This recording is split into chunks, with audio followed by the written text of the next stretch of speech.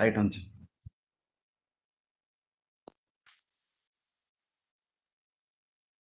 Good morning, participants. Today, for this first session, we have Dr. Santosh Viparthi from IIT Rohtak. Just let me introduce him first to you.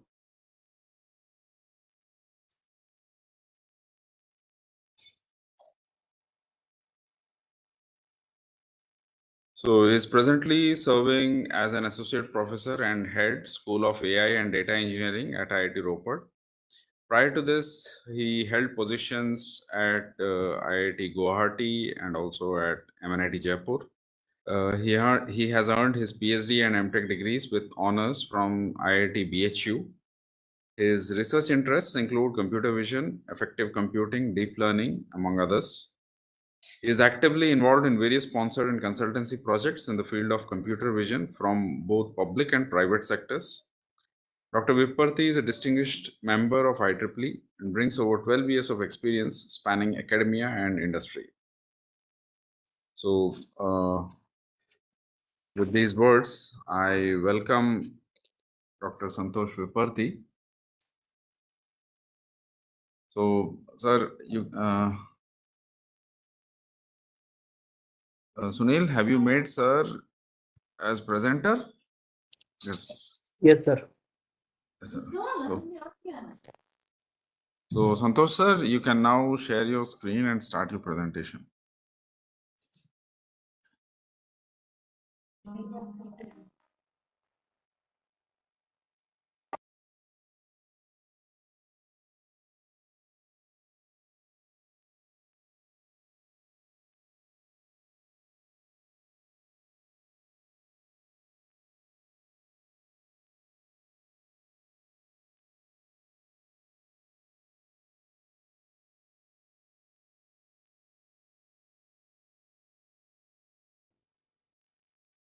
ఇప్పుడైంది.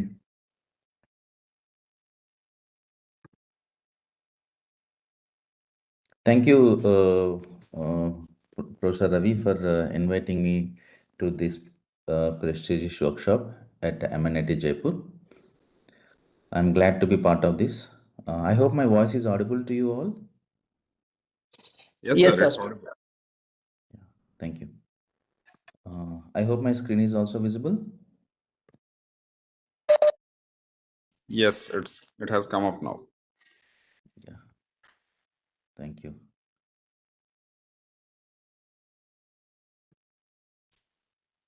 So I think it might be in the full screen mode, right? Yes, it's full screen. Yeah. So once again, thank you, Dr. Ravi, for inviting me to this particular faculty development program. I'm glad to be part of this. So good morning, everyone, and happy Ugadi. Today, let's have one interesting a problem we will going to discuss, and how it is important and why it is important, whether it is important or not. So today we will going to have some interactions on what are the manuscripts are there. You know the plagiarism check, right? How the plagiarism will going to work on the content. So what are the content is there, whether it is AI generated or is simply might be copied from any other research paper, and you are trying to claim that as your contribution and so on. So plagiarism is we have a different set of softwares are available that will going to identify whether the given sentences or the paragraphs are written by self or copy pasted from any other resources.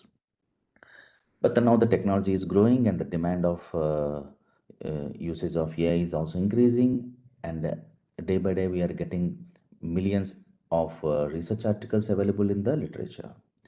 Now the question comes here is that, okay, for the plagiarism, for the text content, to identify the plagiarism from the description, we have some existing tools.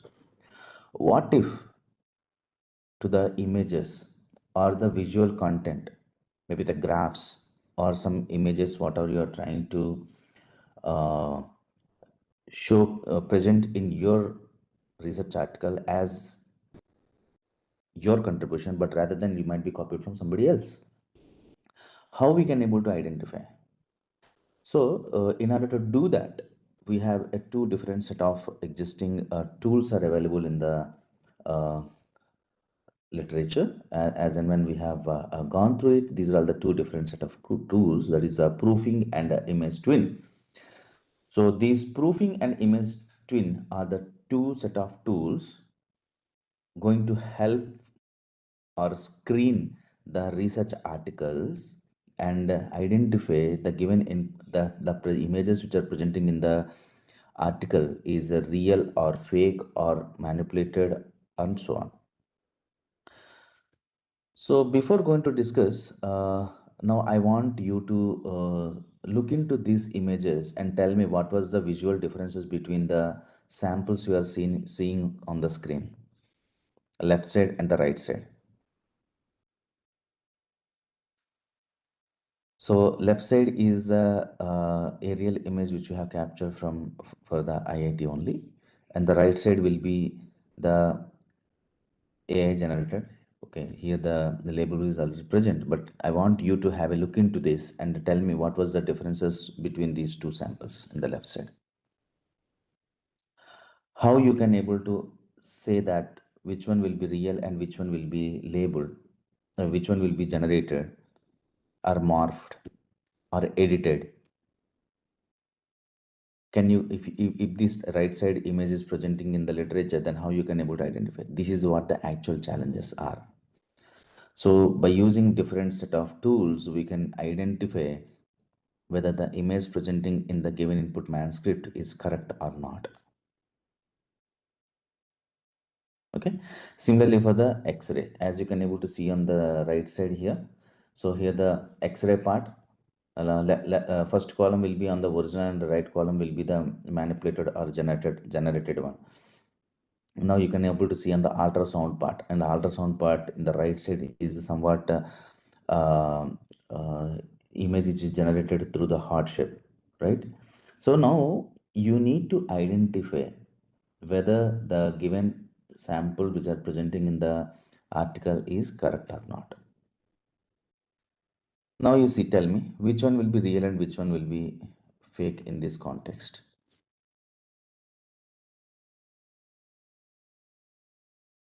Have a look into it and please tell me in this particular image which one will be real and which one will be fake or generated, and what was the technical differences between these two samples.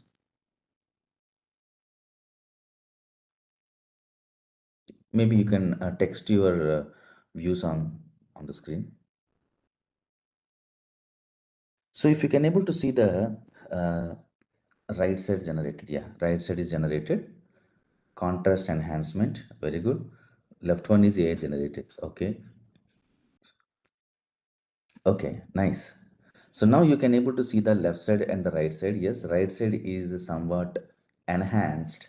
See, enhancement is not a manipulation in a way, because you have whatever the given input sample is that you are trying to show that sample in a better manner. That is not the problem.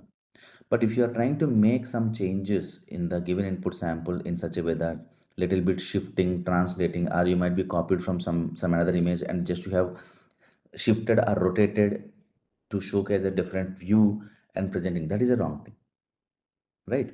So the right side, whatever you are seeing here, it is a little translated as compared to the original sample.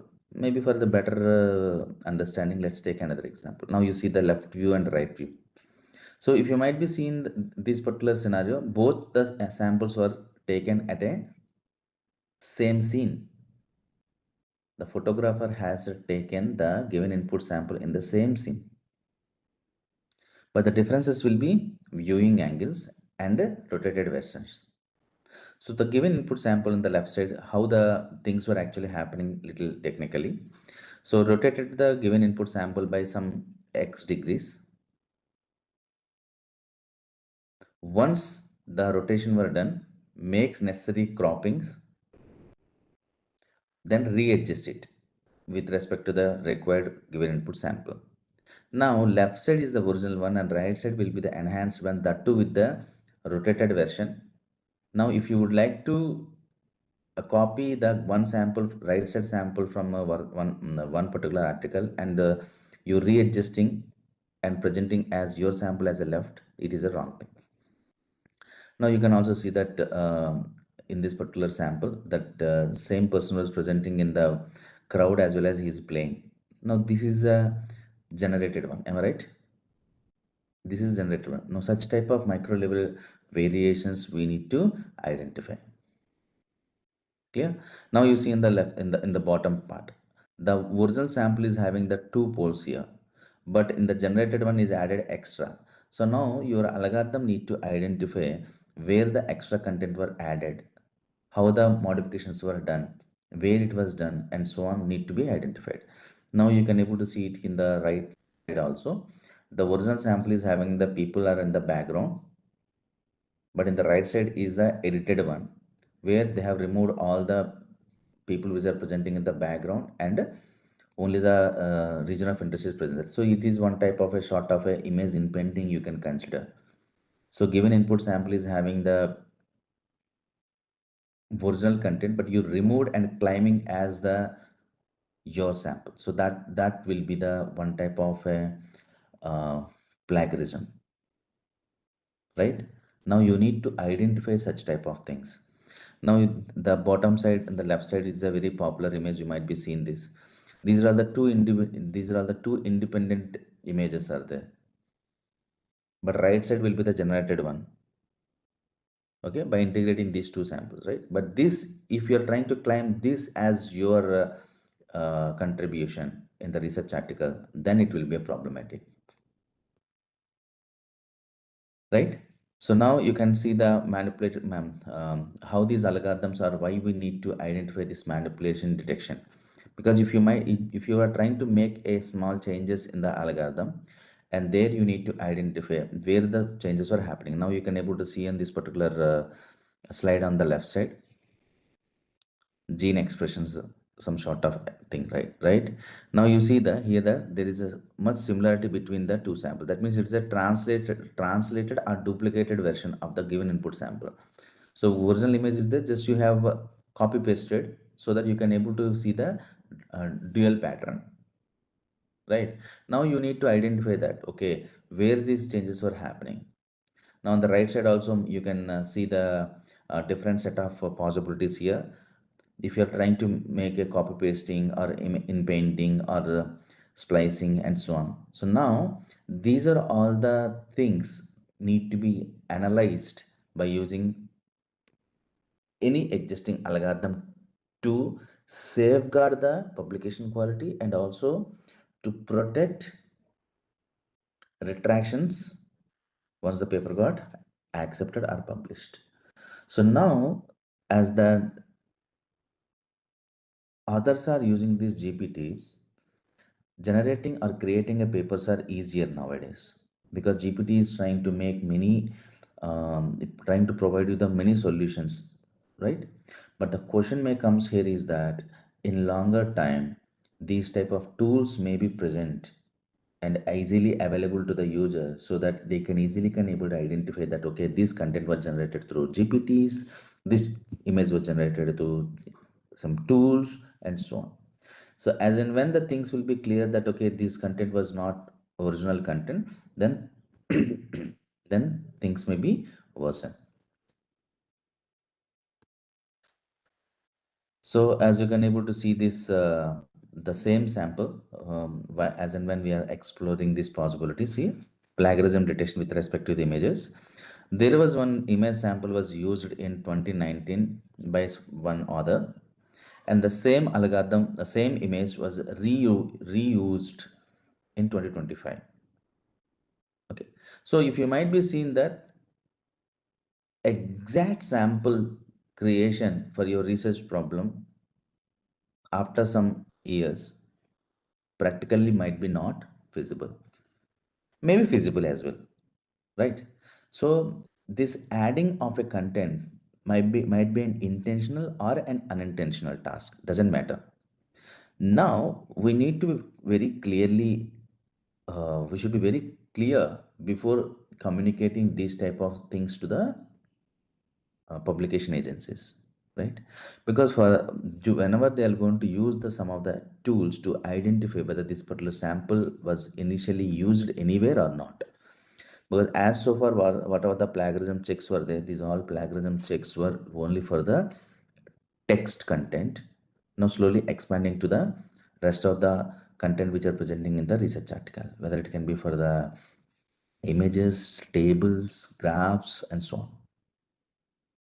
Okay, so with this image, we can say that verify the originality with the comparison against the databases over 120 million published figures, ensuring transparency and proper attribution. So the whatever the tools were there, these tools in there are trying to make a image search algorithm. This can be considered as image retrieval. Image retrieval is nothing but they have a set of data set. So as an example here, 120 million samples across the various diversity of the research problems, the data sets were they already collected. Whenever your manuscript is analyzed, each and every sample will be goes to the background check. Wherever the similarities are happening, what is the similarity ratio? Based on that, it will going to throw you the similarity index. If this particular sample is already presented in their 120 million published figures, then it will immediately going to throw you that okay, the given input sample is already from this particular article. So this in the background, the technical aspects they have used is called image retrieval. So similar type of images can be present in the dataset can be retrieved and throw it on the screen, or simply can able to verify that okay, the given input sample is presented or published by this particular article. Okay. So in this particular process, the first technical term comes into this is called image integrity. What is meant by integrity here? So image integrity is the assurance that the visual record or photo, graphics or scan is authentic, unaltered and accurately represents the original data. See, whatever the image we are trying to generate for our research problem, whether it can be the technical flow you can consider, whether it can be for the responses you are generating from your algorithm, whatever the images you are trying to provide, whether the images are original or authentic or not. This is called assurance. That is called image integrity.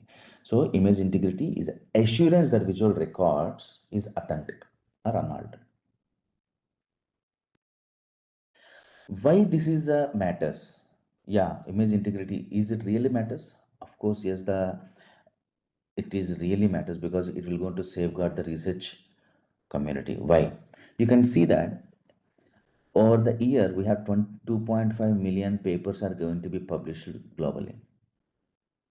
Out of this, 20 to 30 papers with there will be some red flags. The reason will be some of the papers might be a simple edited version of the earlier, or majority of the contents might be copied from here and there and kept as their contributions, right? Once the publication agency identifies okay there was an issue in the paper, then retractions will going to happen, but the retraction costs are extremely higher. So 1 million plus costs of one retraction. Okay, that including the investigations and the legal fees and all. So more details about these retractions and the need of this particular image plagiarisms you can see through this particular three set of reports: STM report and Jana, Christopher and McLeod. So these details were already given here. In case if you're interested, anybody interested, you can go through it.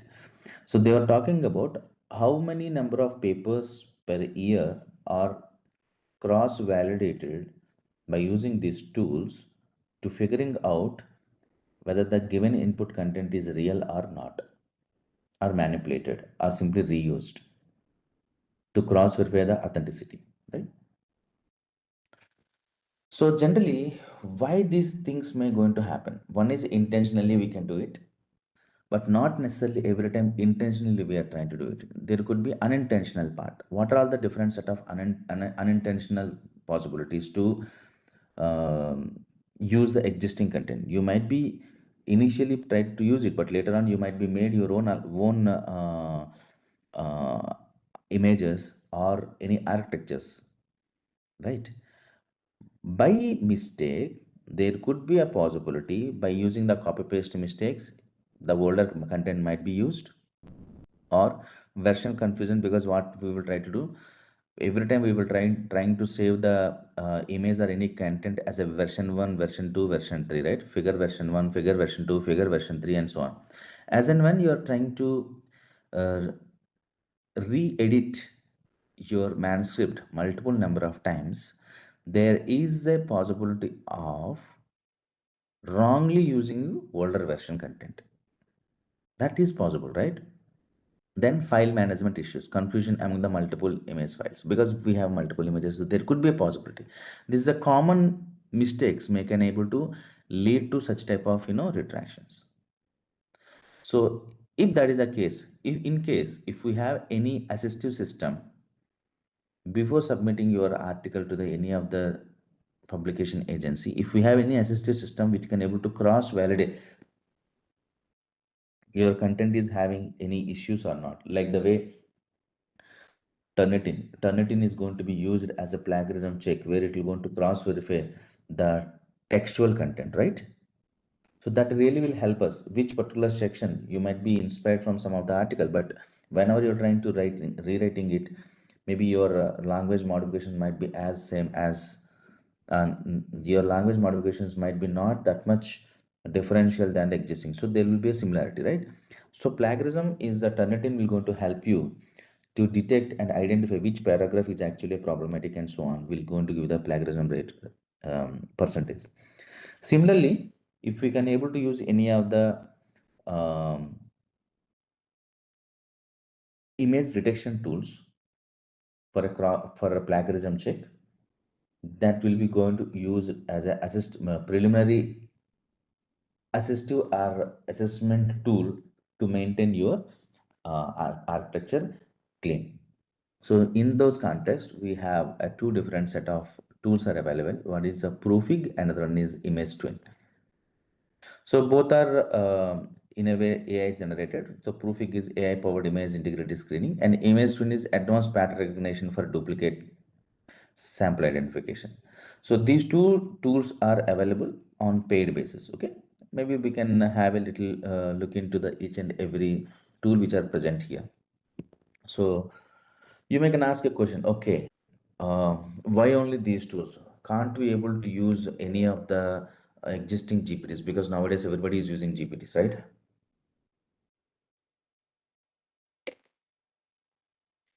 Any answer for that? Okay. Do we require to use these tools to check the plagiarism check or image originality check? Because GPTs are already available, right? Do you think is these tools are really required? Can anybody can share your views?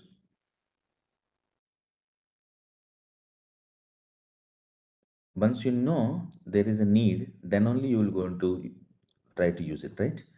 So can you please tell me that anyone like do we really require these tools because the GPTs are already available?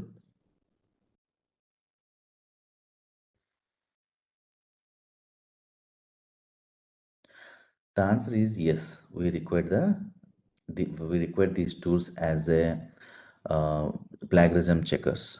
Reason is the existing GPT solutions. No, if we use GPT data leakage, that's really good data leakage. But if you are trying to use the GPTs, these GPTs are not specifically meant for the plagiarism checkers.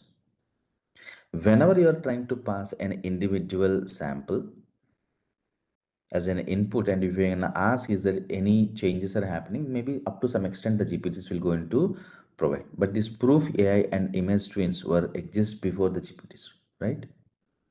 And it is already under use, and there are many trustworthy users also available, because the existing GPTs are not developed for these type of scenarios. So before submitting any of the algorithm, in case if you can use this will going to help you that okay, these images are not looks as original. Some portions, some contents were aligning with the existing literature. That is how these particular tools will going to help us. Other than the data leakage, this is also an important aspect. So as you said, this particular proofing, let's go for the proofing is the first algorithm. What actually it does, it is a AI-powered software platform designed to ensure image integrity and scientific research and academic publication. So the purpose here is to automatically identifying the potential risks which are presenting in the given input manuscript. So the major scientific publishers like MDPI, Science, these are going to use, they are already using this particular proofing as a pre-screening tool. So some of the universities like Stanford, Ohio, Northwestern, they are providing this access to this prefix to the researchers before submitting their papers. So what are the different features? Yeah. So whatever the tool you are going to use, what are the features it is having? The features are duplication and reuse analysis with respect to the images I'm talking about, image manipulation detection. If you make any manipulation in the given input sample, it will try to identify. Then it will go on to do the image plagiarism checker, act as image plagiarism checker, and it will try to avoid you self plagiarism control. If you are trying to use any of the AI tools for generating an images, it will try to help you to identify whether the given input sample is AI generated or not. Now, one is a fake image generation. What about I'm going to make a little bit manipulation in the given input sample? What it does. So if you're trying to use as a scaled version of the original sample or rotated version as a original sample or flipping or partial overlay, it will going to detect those all variations or affine transformed versions of the given input sample, and it will going to throw as the plagiarism if it is exist, right? So this is a flow we are going to use it here. Users can upload their manuscripts. So all the manuscripts will be in the confidential mode, and it will go into over the editorial for, and it will go into check is there any issues were there in each and every manuscript or not. A quick flow to show you the how the algorithm is working here. Have a quick look into this. So as you can able to see some of the genome structures here, you can able to see, and it will try to identify. See now you can see here. So the proofing tool is actually helping you to see this. Okay, is there any images are cropped version of the original, or it is flipped version of the original, and so on. So if you can able to see the left bottom corner and top right corner, these two samples are same, but it is a rotated version of other and presenting as something different sample, right? So your algorithm will try to identify the challenges which are presenting in the given input images, right? So this is how the algorithm will going to work. So it's a purely computer vision based solutions they have used. So how it is actually trying to do the given image extraction accuracies as so far from the literature are 99.4, and the OCR precision object character recognition is 96.8%, and they have used 200K real images in the database. So depending upon this application for this microscopy samples, they have a real microscopic samples of 2 lakhs in the database. So for the microscopic, whenever you're trying to use or manipulate any of the sample, it will going to be cross-validated with the real samples from the database, and it will going to throw you the false positives and false negatives. Similarly, for the Western blot, they have again used the 250,000. That means 250,000 samples in the database. Then they'll going to do the same image search algorithm and do the image retrievals short of similarity index they're going to throw on your space. Yeah, these are as so far while we are exploring, these are all paid. They are not free. So what is the workflow of this algorithm? So the prices are varying. If it is academic, different price, and all commercial, different price. But for in order to use this particular tool, they are asking for the manuscript to manuscript. For each manuscript, you have to pay. In case if your institute is taking any subscription, that is a different story. As so far, it is a paid version. So what is the procedure here? Upload your manuscript. As I said, it is a pre-assessment tool. Upload your manuscript. Proofing scans all the figures automatically, because the problem may comes from the figures also, because we already have a plagiarism checker, right? Turnitin. So Turnitin will going to help you to cross verify your content, but the figures you can use either proof fig AI or any other tools. So scan all the figures, review flags issues with the forensic tools, because they have they have collected huge amount of samples of the real images, then they are cross verifying it, then throw an export report for submission or internal use. This is a flow of proofing. So these are all the trusted partners by this proofing. There is a MDPI elsewhere and so on. It is available paid for personal use, or institution needs to subscribe for any about tool. No, that if you are interested to use for your personal use, you have to pay and you can use it. And if any of your institutions are willing to take as a subscription, then you will get in the free. So generally, these subscriptions are already done at various agencies. I'm going to show you that. As I said, that these are all the partners we are in, because if you are said, if you are submitting any of the papers to the elsewhere Springer Nature or anything, MDPI, they're already cross-checking your articles before passing to the reviews. Okay. So if there is any technical flags are identified, then they'll going to generate a report and they're going to reject your paper in the initial phase rather than accepting it and creating an issue. In the similar way, there was another tool. As I said, that this is the AI generated, and second one is a pattern analysis part. So that is called image twin. So image twin is another tool which is available other than the existing GPTs. So this is also follows the similar type of a structure here. It will also going to use the AI. They are already using the integration of the AI to detect the similarities and so on. So most of the users are preferring image twin as a preliminary tool than the previous one as per the existing statistics.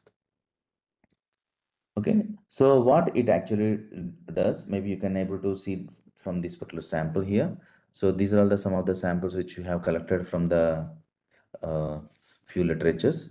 So left side image and the right side image, if you can see these are all same. The right side image is bit older as 2019 as I am showing here, and the left side image will be on 2025. So from the right side image was the original and the left side image was the reused, because left side image is on the 2025 paper. So this is called duplication detection. So these particular duplication detections are happening to the pattern matching. What type of the patterns were there between the each and every subsample in the given input sample. That means that every local region is important. So they are not only taking a decision at the global perspective, it is also trying to take the decision at the local region as well. And this is another sample I have shown you here. I hope my mouse is clear to you. So here you can able to see that the same patch was repeated twice, right? Now this image twin is also capable enough to identify the given input samples are generated through AI or not. So if you might be experienced the plagiarism tools which are presenting in the literature, that is called Turnitin. Now Turnitin is also trying to use the AI generated percentage, right? How much content was generated through AI and how much is a how much of the content you have written originally or copied. So AI generation is identification of the generating the samples through the AI is also an important aspect nowadays. So this image twin as so far is using this, having these capabilities, because this is also going to use 120 million corpus they have.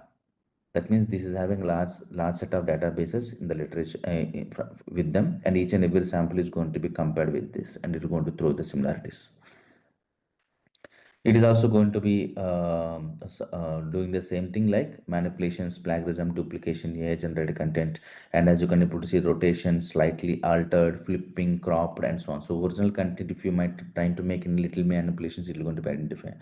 And this particular tool is also trying to support the different formatting, that is called JPG, PNG, TIFF, and so on.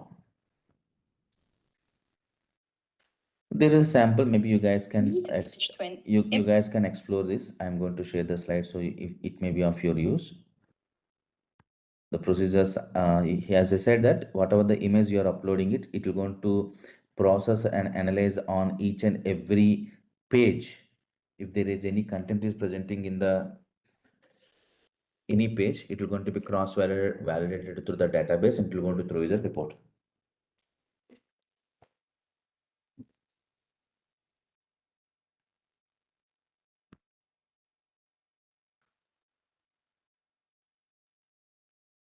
See this, this is how it will going to make a comparison. This but see the particular bounding was, it has throw you an error. And as I said, that local as well as global way of features are going to be extracted, and similarities are identified. So this is a pattern level matching. So what are the patterns are going to be extracted through the given input sample is cross validated through the database, and so on. So this is how the this particular tool is working. Again, this tool is also trusted by these all agencies elsewhere, and the SAGE, Springer, Tyler and Francis, and some universities like UNSW and so on. So these tools were already in use, and so far there are 4 lakhs or almost 4.5 lakhs of the samples were scanned. So what are the different solutions to preserve the image integrity? Maybe these are the tools may be used as a preliminary scanning tool to identify, so that you can able to correct the mistakes and save your retraction rate. Okay, so you can able to see that between the two set of documents, the same pattern was identified in 2017 and 18 by two different set of others.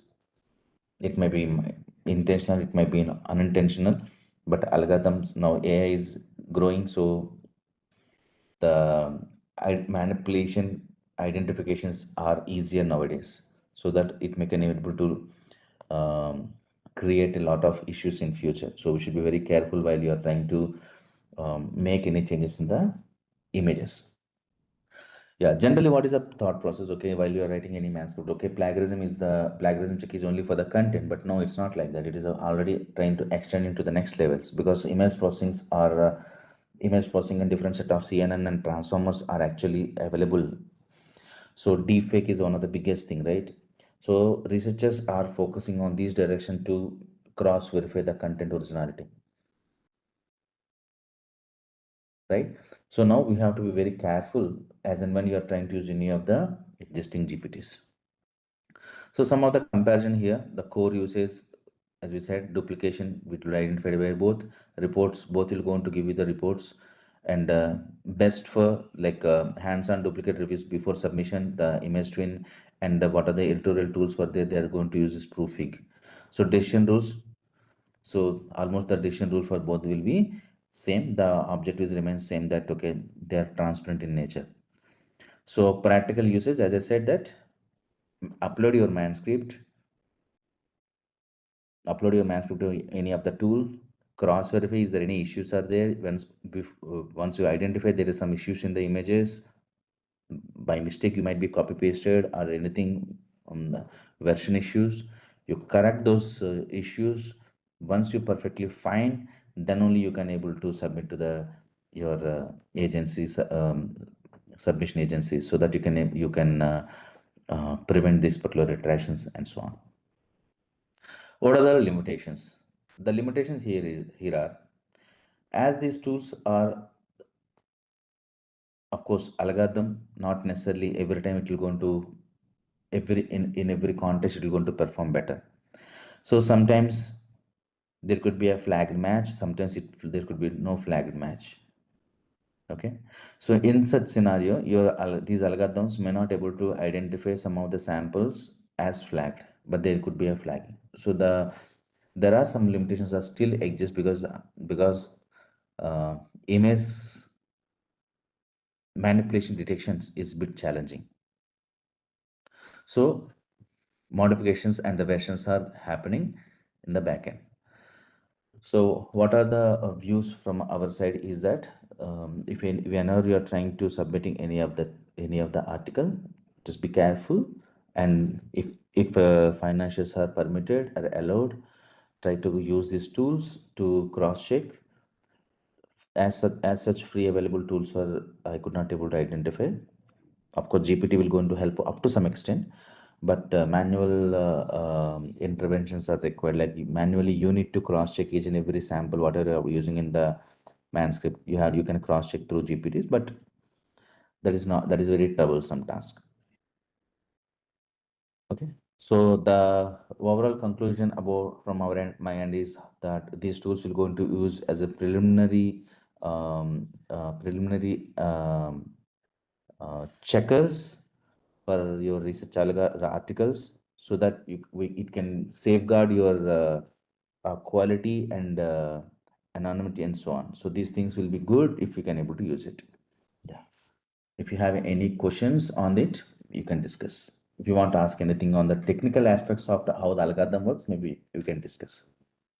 Please let us know if you have any concerns.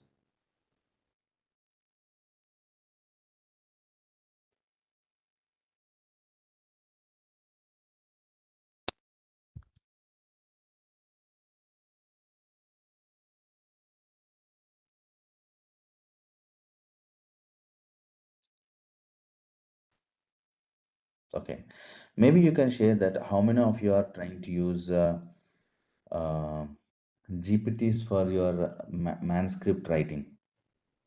How many of you are using? How many of you are using GPTs for image generation? Today, there might be not an issue, but for tomorrow, there will be an issue because there are multiple algorithms are in pipeline. Many researchers are working on these aspects, training their own GPTs to cross verify and validate the originality of the any of the document. Professor, good morning, Professor. GG.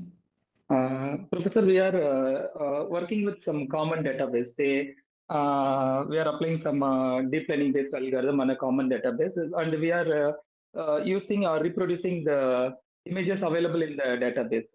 So, is it okay, or say two different authors may present the same particular image in the publication? So, if you use a prefix to detect for duplication, Yes. there may be a possibility to detect it as a duplicate, right? But we are using a common publicly available database. So in such case, how to deal with this? See, this is what the general thought process. Okay, I am working on an X data set. I'm also using the same database, and another person is also trying to use the same database, and same samples you are going to throw on the screen. So the first question is that as the each and every manuscript is novel and you are contributing it, try to use a different set of samples rather than the fixed number of samples. For example, any of the check कर लिया वो sir आ गया come again, please. Come again, please. Okay. So one thing is that showing your model robustness, you can use the samples from the given input database, or else you can also throw from the samples from unseen environment, we will call it as. That means the samples not at all presenting in the database. Pick some sample from the, either you can create your own sample and test it so that how it can be useful. So now in this image fig and this proofing, whatever the tools we are using here, these challenges will be there for sure, because if you're trying to use the same sample from the two different set of papers, the context is also an important. At the same time, this cross verification is also an important. That's what these tools are giving a report. It doesn't mean that it will going to directly give you the recommend you for the retractions. That is editorial board will take care. But of course, yes, these challenges will be there whenever you're trying to use on the common data sets. Can we check only images or manuscripts? No, these tools are useful for the manuscripts only. That's what I'm saying. It will be useful for the manuscript, but the main purpose of objective of these tools is for the image identification. Are you making same? Are you using the reproducing the same images or different images? That is what the main purpose is. So if you use the same set of database and add some features to it or combine two data sets, will it also be said duplication or plagiarism? No, see, you are using the data sets in the training part. What you are using in the training is not a problem here. What you are going to show as your contribution in the paper is the problem. You can combine two different set of databases and you can increase the complexity of the data and you can train your model is not a problem. How you are showing your robustness? What we will do, we will pick some of the images which are presenting in the literature, who are the users which are regularly using it. So regularly using it, and you are also using the same sample to show your robustness, then the things will be looks duplicated. But the question comes here is that how much serious these contents are. Based on that, the decision will be taken. And Google image search will help us to detect duplication. Yeah, Google image search, we have an option, but you need to cross check manually whether this content is present or not. Up to some extent Google search will definitely will help. That's true. And up to some extent the existing GPTs also will going to help you, but they are not that user friendly, because for each and every image you have to upload it and cross check it and so on. The question here is not about by mistake you are using the same content. Sometimes you can able to see some of the articles which are intentionally adding somebody else contribution as their contribution, then the things will be messy, right? Then problem will come. During that time these tools will help. Yeah, any questions please? Sir, can we use GPT to generate a schematic diagram or graphical abstract? Or So a lot of question is, AI can we tools use. use? The answer is yes. Can we use means the GPTs are having a capabilities to generate it, but can we use that in our paper? My answer is no. See, the thing is, we are not duplicating the existing thing, but in order to imagine or in order to give our thought process in a graphical form, we may use some AI generated schematic version of our idea, right, Professor? I understand your point. I understood something which is running in your mind. You want to give it as a prompt to the GPT so that GPT can give you one image to you, the graphical abstract in a creative manner. But my question is that whenever you're trying to use it directly, that GPT version, the algorithms will detect this is not yours and this is GPT generated. Of course, in the back end, you are the mind for it. I knew it, but the algorithm will identify it is a AI generated. Maybe you can generate a AI image and you can recreate by using your tools, maybe presentations or whatever the Canva or whatever. Is there any Try. tool available to generate or create a graphical abstract? Not a AI tool. Any other image editors or a good tool for generating abstract? See, now now our PPTs are there, no? PowerPoint presentations. Yes, Professor. Here all presentations are integrated to one type of suppose Google, these Google Slides are having integrated to Gemini. Similarly, for the Microsoft is also integrated to their AI tool. So you can pass the text in the below. There will be an option called beautification. You can click the beautification. It will going to give you the beautified response. So you can pass on your abstract content. Then you can ask these GPTs to generate it. It will generate. That's what I'm saying. We have a tools to recreate your visual abstracts, but directly if you want to copy paste that generated version is the question. You can see if you like it, you recreate it through your own. That's what I was talking about. So as so far there was no free platform which I could able to while I was exploring, I couldn't identify is that there is no free platform for these two tools similar to these tools. I couldn't able to get it. Everything is a paid version. In this process somehow I got to know that okay, GPTs were somewhat doing this, because GPTs in India, few GPTs are free, right?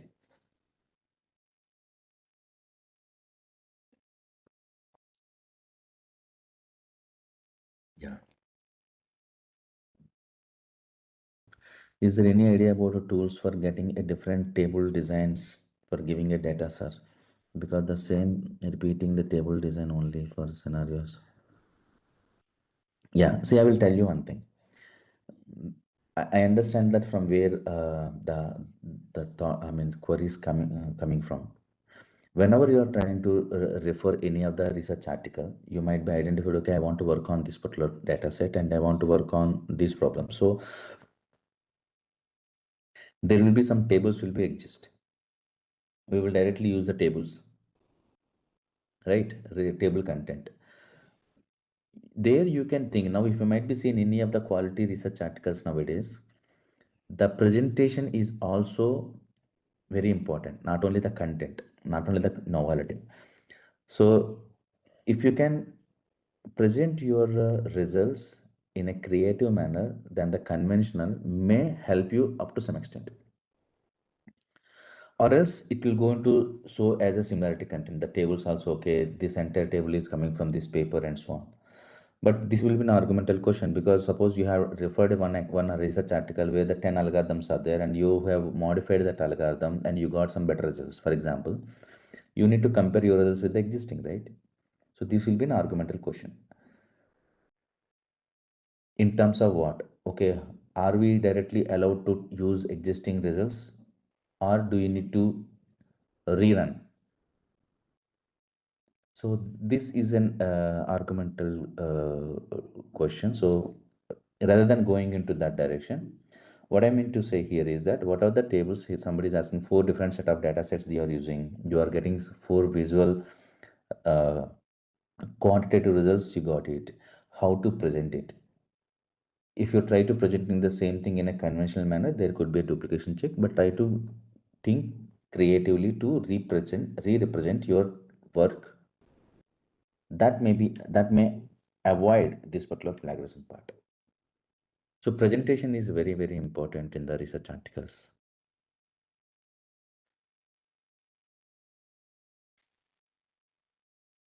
This is a real problem for everybody, not only to you and to me. It will be a problem for everybody. That is where the originality is very, very important now. That's how these retractions are started now. Earlier is different story, but now the things will be a bit different. Yeah. Any more questions, please?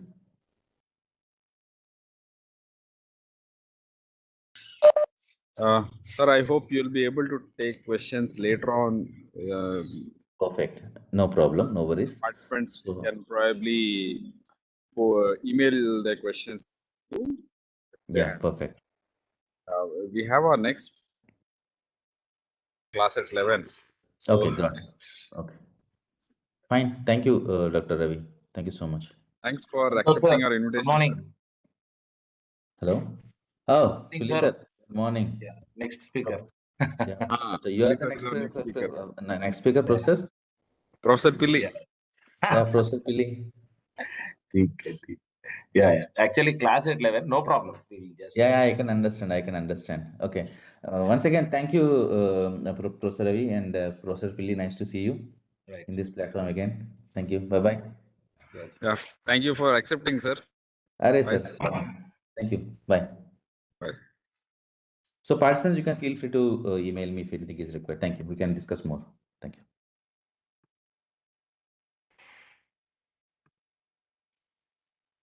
So, participants, we have our next speaker with us, Lily. I think you are already introduced earlier. Uh, so, he's a professor at MNIT Jaipur in the Computer Science and Engineering department, and I don't think Pilli sir needs any more introduction than that. Yeah. He's an expert in network security and cloud computing also, and even quantum computing. So, welcome, sir. Yeah, just give me 1 minute. I think I'm just trying to open that overleaf. There is some issue. Yeah, yeah.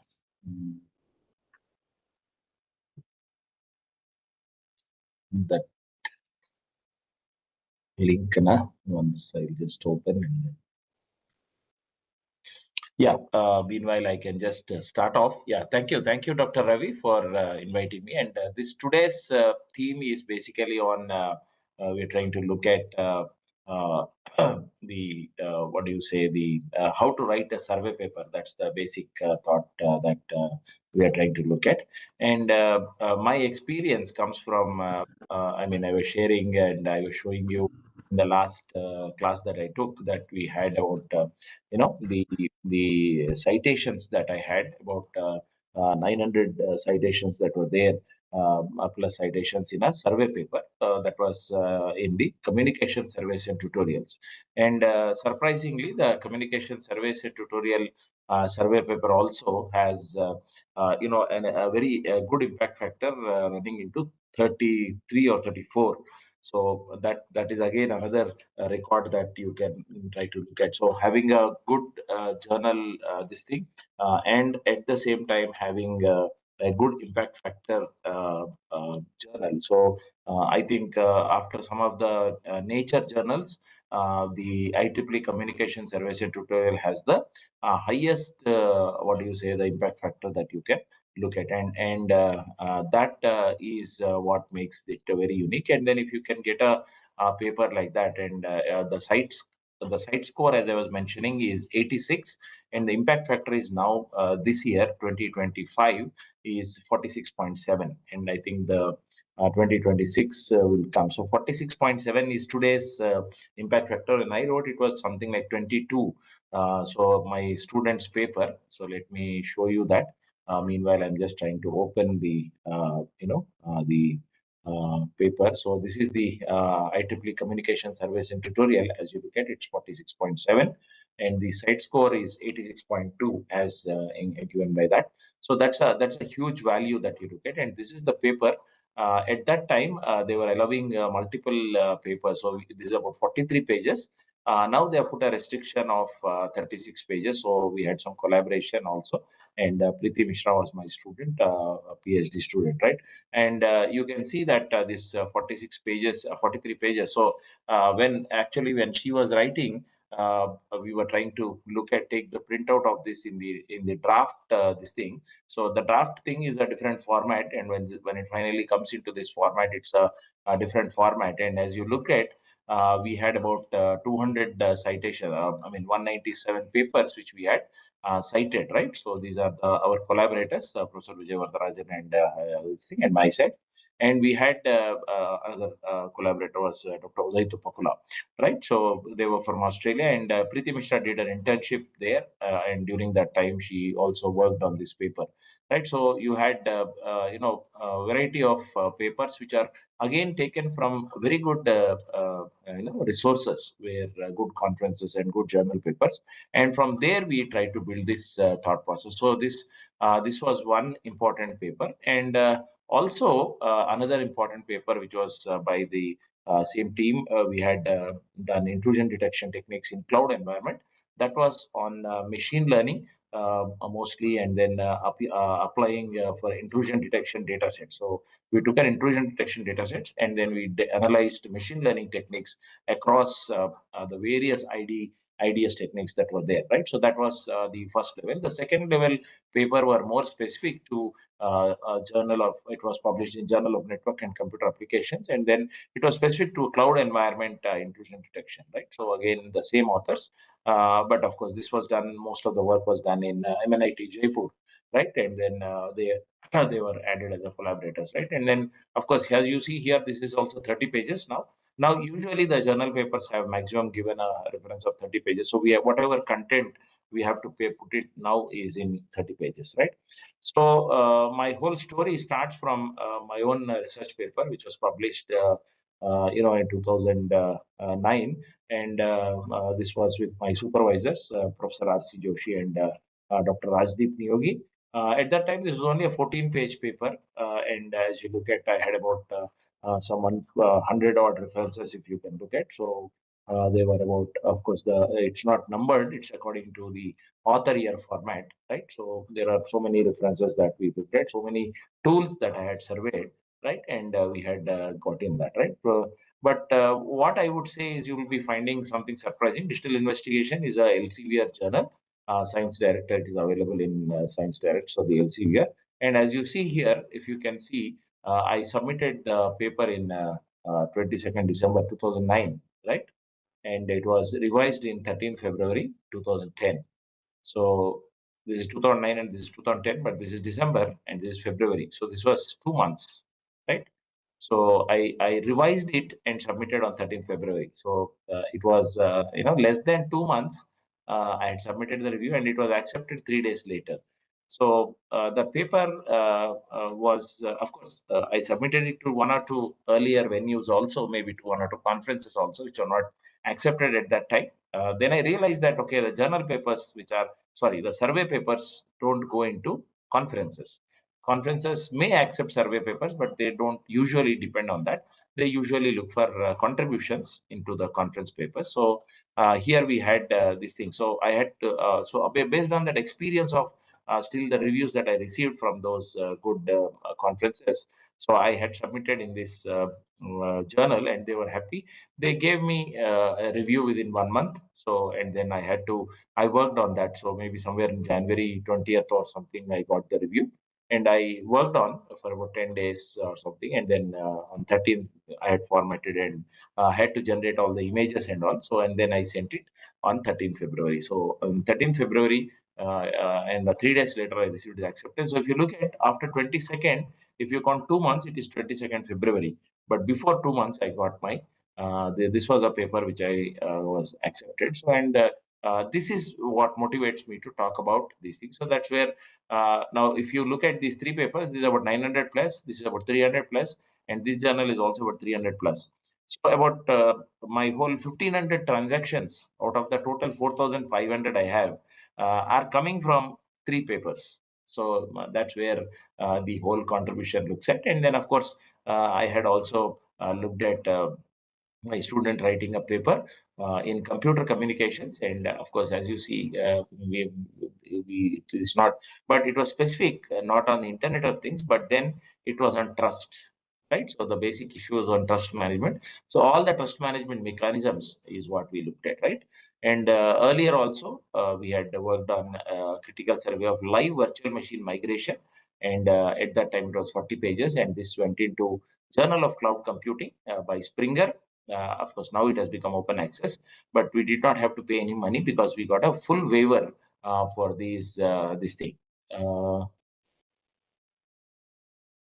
Article processing charge. Which one? Which one is article? Const has become now. Is it what you're talking about? I have not paid a single rupee in all these journals, right? So whenever you look at article processing charge, there is definitely, if you want to make it open access, right, you have an option to make it open access. That is when you have to pay the article processing charge. But otherwise, you don't have to pay the article processing charge. When I talk about here, this journal that I talk about, you have this thing that is the critical survey This you can say it is open access and you can pay, but this gives you an option, because though it is open access, you can ask for a waiver. And for this paper, I received a full waiver, right? 100% waiver. So these are possibilities that you can look at. And similarly, they have a journal of big data. There also, I submitted a paper and I got a full waiver of these things. So as of now, till today, I have not paid even extra page charges also anywhere. Recently, we got a transaction paper. So it was a 10-page paper and we had 12 pages. So after the publication was accepted, we didn't realize that. And my student had accepted that we will pay extra page charges. So I realized I later. So it was $220 per page. So $440 we had to pay. So I requested that the student does not have a scholarship, I do not have a project, and the institute does not have a policy to pay. So we had immediately we got a waiver. They said, okay, for this time as the first time, we are giving you an exception. We will not charge you anything for this. So it was transactional networking, IEEE transactional networking. You can look at my Google Scholar. You will find that paper was published in 2026, because the paper was accepted in 2025 but indexed in 2026. January it was indexed, so it came up with the 2026 paper. And then you can see that it is 12 pages, but I did not pay any article processing charge. So see, the whole idea about article processing charge is a very different gambit. If you want to look at article processing charges, very good reputed journals also take article processing charges. But if you are confident about your paper, you can request them for article APC charges to be waived, and they will completely waive it. But there are some journals which take article processing charges. They will not even review your paper but publish your paper, right? So those will take only 1 week to publish, and these have gone through rigorous review, and each have not taken less than 6 months for us to get it. The COMST paper took about 1.5 years to about three times the paper was revised, and finally we got the acceptance after that time. So that is something, and I'll share some of the thoughts going forward. So let me just give me 1 minute. I'll just try to. I'm just trying to get that presentation on.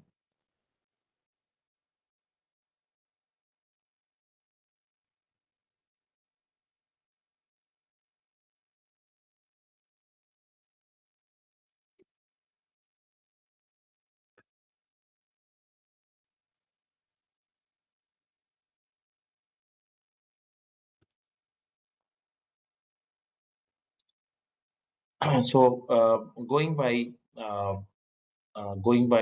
what we have, and let me share some more of the this thing, right? So the other one that I had to show you was this other paper on Journal of Parallel and Distributed Computing. Okay, and this is by another student, Samir Singh Chauhan. So he did a survey paper, and this was about 17 pages. The earlier one that I was talking about was 41 pages in Springer format. Springer format will take a little more space as you look at. The computer communication takes very less space, and then you have about 19 pages there, right? And this one is the other one. And the recent one, the most recent one, is what I wanted to show you, was this paper.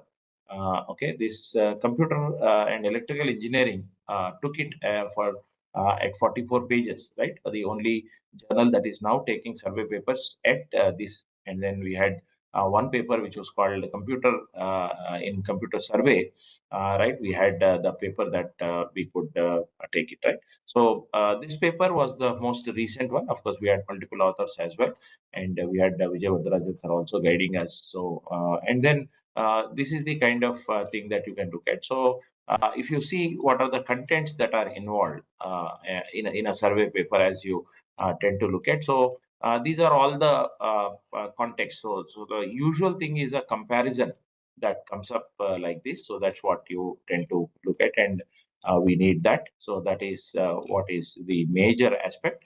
And then we try to create diagrams like this, which were created in Dia, and also the draw.io, and then you could create the entire diagram could be shown like this, right? So where all the attacks that are there on a simple routing protocol for low power and lossy networks was the survey. And all these attacks were actually categorized and shown. So this gives a snapshot of the entire this thing, right? And then, of course, each of the attacks could be represented as a simple diagram of, because it's all the trees that are there that you have, the directed acyclic graphs, which are what do you say, destination oriented directed acyclic graphs, which are graphs which show the direction from the leaf to the root, and the traffic flows from upward to downward and downward to upward, right? So you can have that. And then this is how you finally end up with a big comparison table which complies of all the routing attacks, and what are the some of the metrics that you tend to look at, right? And then this is the various attacks that you have and the ratios of those impact that is there. So these are the kind of components that are what is exactly added there, and then you can look at that whole aspect. So the and then variety of things that we tend to look at. So if you look at the what do you say, the index was usually given, but then you see basically you introduce it, and then you talk about the related work, the all the surveys that were there. There were so many surveys, right? And how is my survey different from the other surveys also was basic. These are abbreviations, but then a list of surveys are there. These are all the surveys. So you can see the research span of how many attacks. There were attacks till 2013 only was mentioned. So we don't have any papers which have attacks going on till the latest. So this survey surveyed all the years, right? And similarly, fortunately or unfortunately, you can say there was also a paper which surveyed all the attacks, right? So this was published almost at the same time that we were doing. Maybe we cannot say that somebody would have taken, because we don't know. But a similar paper, similar looking paper, similar structured paper was also published in 36. You can look at that. But of course, we don't want to blame anyone. But then we have these kind of different papers which have the maximum number of attacks. So here we have 37 attacks which we have reviewed. So that's the greatest number of attacks across all the years that we did. And then we had to classify. So we created a structure of how to classify that, and then we did this. So these are this is where my experience is coming from, and that is where I'm trying to look at, right? So let me try once. Yeah, just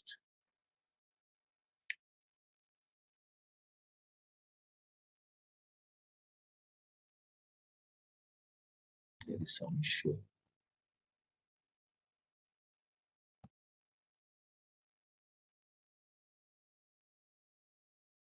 Just give me 1 minute.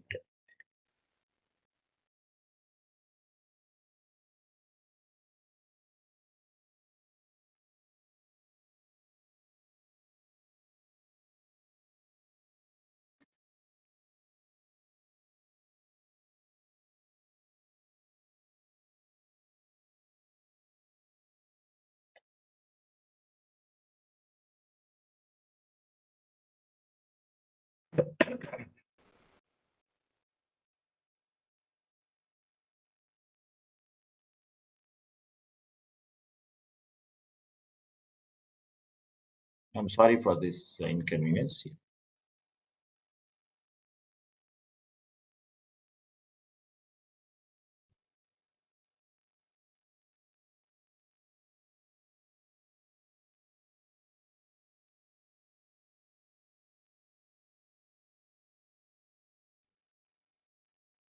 Hope you are able to see the screen now. Yes, sir. Yeah. So this is where I want to start now. So introduction and motivation, and I've already given you where I started, and let's start looking at that. So basically, survey paper is a systematic and a comprehensive synthesis of existing literature. So usually, if you have done your literature review well, then you can write a good research paper. And then survey paper should be attempted not while doing your PhD, but towards the end of your PhD, when you are writing your thesis, maybe you can write a good survey paper. But if you want to start with a survey paper, you will spend a lot of time with the survey paper, and you'll feel that I have done a lot of work by just writing a survey paper. Survey paper is a contribution, but it is not a research contribution in that sense, right? It's not. You have a research contribution, but the actual technology addition is not there, because there are already existing work that you are trying to present and analyze, right? So that's something that you can look at, right? So you are trying to look at diverse research findings into a unified narrative. So you will the paper will actually be structured into multiple. I mean, if I mentioned I have about 200 papers I have reviewed, maybe others have reviewed 300 papers or something like that. Some papers I've read have reviewed 700 papers also, and the 700 papers are categorized into multiple different techniques. But if you see the narrative, it is binding. All of them are actually working on one particular core domain. So if you want to pick up a core domain and write a survey paper, like you cannot write a survey paper on cloud computing. It's too big. Cloud security is now fine, but in cloud security also, cloud security also has become a very broad area. So now you have to come back to a very specific area like hypervisor introspection, virtual machine introspection, something like that is there. You can try to look at in cloud security. So it's going to be more of specified. So where do you find these papers? So some of the journals that are very important as you look at in survey papers in computer science, especially if you look at, are the communication surveys and tutorials, but they restrict papers which are specific to what do you call which are specific to computer networks and computer communication, right? So mostly networks and communication papers are accepted in communication surveys and tutorial. The most of the other papers, if you look at, they are accepted in ACM computing surveys, right? So that's the next major destination, which has again accepting 30-page to 30-page odd review papers, which are accepted in this. And the other major journal that you look at from an Elsevier perspective is what is called Computer Science Review, CSR, right? So that's another, and these three, what do you say, journals have very good impact factor, very highly reputed papers. And then, of course, Elsevier may not have very high, but it is definitely something like 7 or 9 is the impact factor, and that's quite good, because most of the other journals that we have impact factors which are around 1 or 2, and all these papers are SCI, right? So that is something which is very good, right? Earlier, communication service and tutorial was not SCI, but now it is computer science. What do you say? Science citation index, right? So basically, you write the strengths, weaknesses of each of these works that you review, right? And then you can create a logical classification. Or what is the logical classification? You tend to understand. You can have who are the authors, what is the title of the paper, and basically what is the actual core contribution of that paper, right? Why do you want to do that? You do that in your literature survey. That is your second chapter of your PhD thesis. Most of you may have completed your PhD thesis. Most of you may be doing your PhD thesis. So the second chapter. So most of us who are attending these sessions would have read some thesis or the other, right? And then, or you've written your own thesis, or you're reading others' thesis to understand how to write a thesis. So that is where this aspect comes in, where you create a DNA of the survey paper. So you pinpoint exactly where the current solution fail and where the field must go. So the common pitfalls is you should not pick up and say there is a list of papers. So if I write some 300 papers, paragraphs, 300 paragraphs, it becomes a very good survey paper. No, gone is the time. There were time where survey papers or literature survey of your thesis also had paragraphs, long paragraphs, right? Or maybe you had 4 categories or 5 categories. You had 4 or 5 contributions. So 4 or 5 contributions had related work. All the related work you put in the this thing and just write paragraphs or paragraph.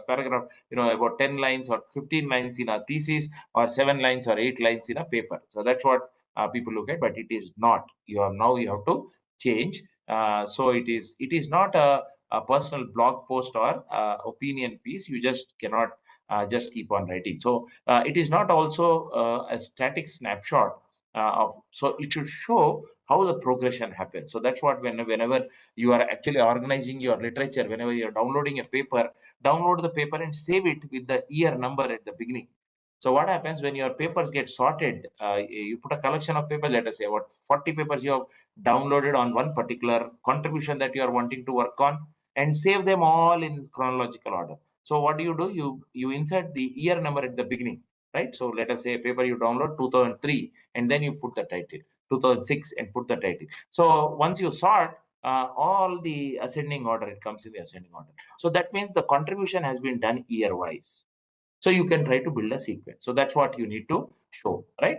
So basically, some of the comments that I put in red here are what do you say? Comments which have come from reviewers, right? So if you are a museum creator, you do not just throw all the paintings into a room. You organize them by era, style, and influence, so the visitor understands the big picture.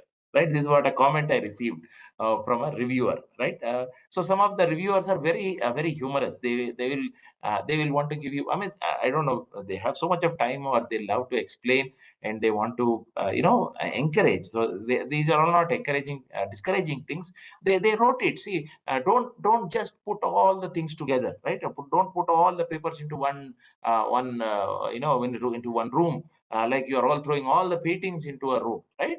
So you have to look at, take the paintings and see that, okay, they are in this era, they are in this era, they are in this kind of painting, they are in this kind of painting. Okay, so you understand that. So when a visitor looks at all the paintings in one wall, he understands, okay, this wall is actually talking about this, and there is a progression here. Okay, I'm able to see a progression. These are initial years it was like this, then next years it was like this, next 5 years it was like this. So that sequencing must be shown. So why should you want to write a survey paper? Is basically a question. Of course, it's easy to get an SCI paper, as I told you. So that's one thing. And then, okay, you don't have to do any contribution, don't have to do any experiments. You can still get it. But unfortunately, some of my students had to do a lot of experiments to get that. So one of my students had reviewed papers on one data set. And she came up with that, especially the paper that we are talking about on communication surveys and tutorial. So this girl had done an analysis on one data set and across so many papers. So and then she came to some conclusions. So the reviewer very simply said, you all have looked at only one data set. So can you just compare these what findings with two more data sets? So she had to go back and, in fact, sometimes run some of these codes on another data sets and see how they fared, and then give a conclusion. Right. So that's a little bit of extra work. Or she had to review so many papers again related to another data set.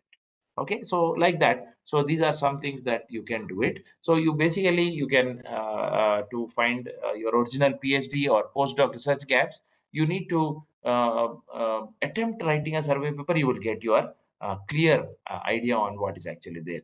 So and at the same time, survey papers are most cited. As I told you, I have 10 or 12 survey papers. They are my highly cited papers. Each of them have crossed 100 very easily. They have crossed 100, and most of them have crossed the top three are all survey papers. One is 900 plus, one is 2 or 300 plus. So 1500 of my citations coming from just three papers. So that's something that you can look at, right?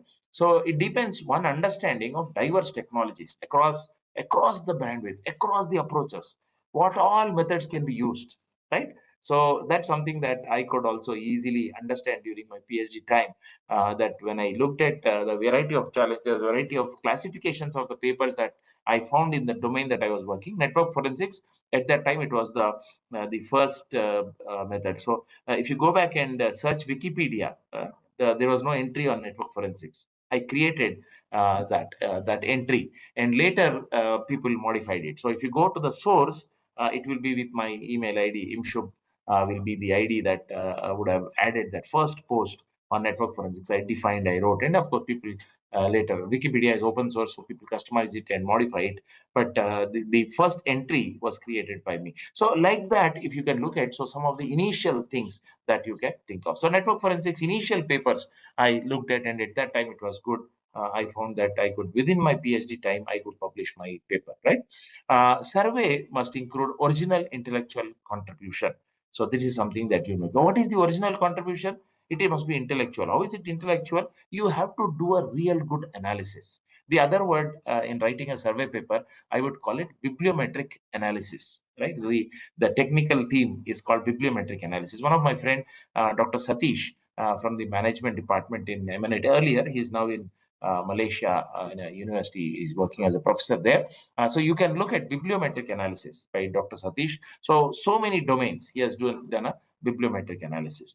Bibliometric analysis basically what these papers did, what this paper did, how this journal had impact and all that. That kind of a study they do on understanding the bibliometrics, bibliography related metrics. So bibliometrics. And bibliometric analysis, right? So that is something that you do get, right? So you can also try to look at the advantages will be once you write a survey paper, the next people will not have to search all the papers, right? They will readily get it, right? As a textbook, you can just read through. So my paper on network forensics, people sent me mails because they found the paper very easy to read, and they got a gist of it very easily. So any of my researchers who are working, my students who are working on forensics, I would say read this paper first, right? So once they read the paper, they got a big picture. So I feel my paper served its purpose, right? And it was a roadmap for the expert,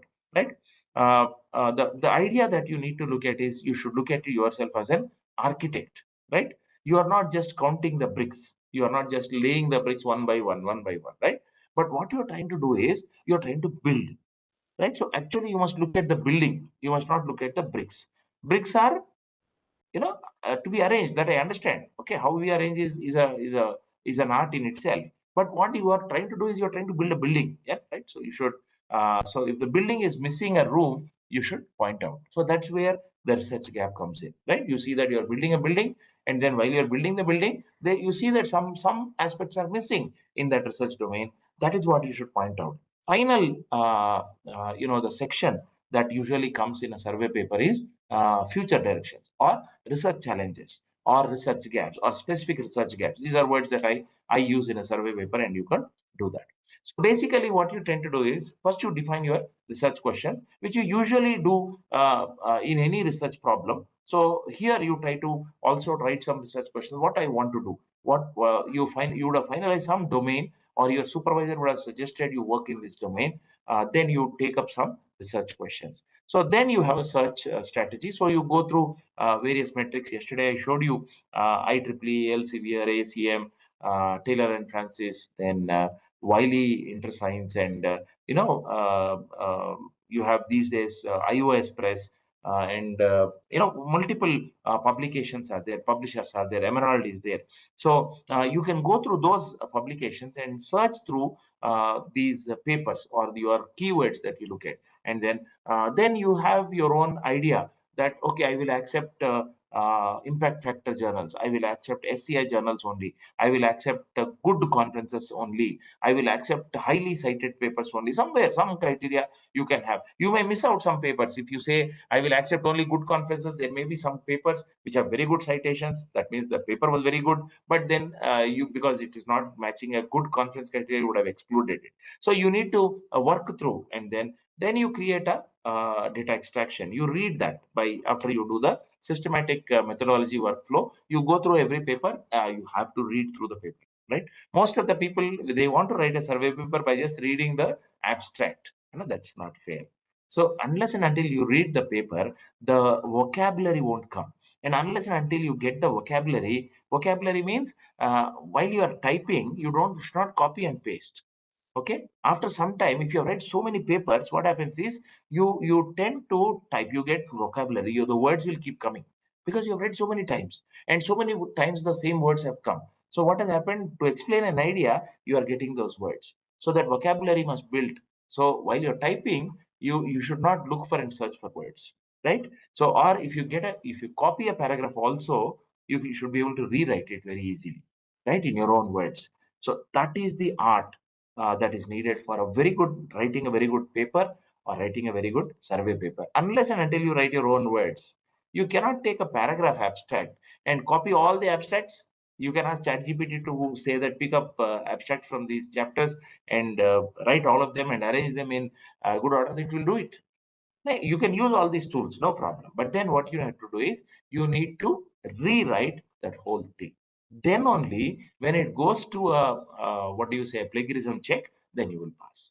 So whenever I wrote these survey papers, or whenever I asked these students to write these 40, 50 pages, please don't think that they have copied these 40, 50 pages and then they have arranged it and they got it published. No, they have written paragraphs.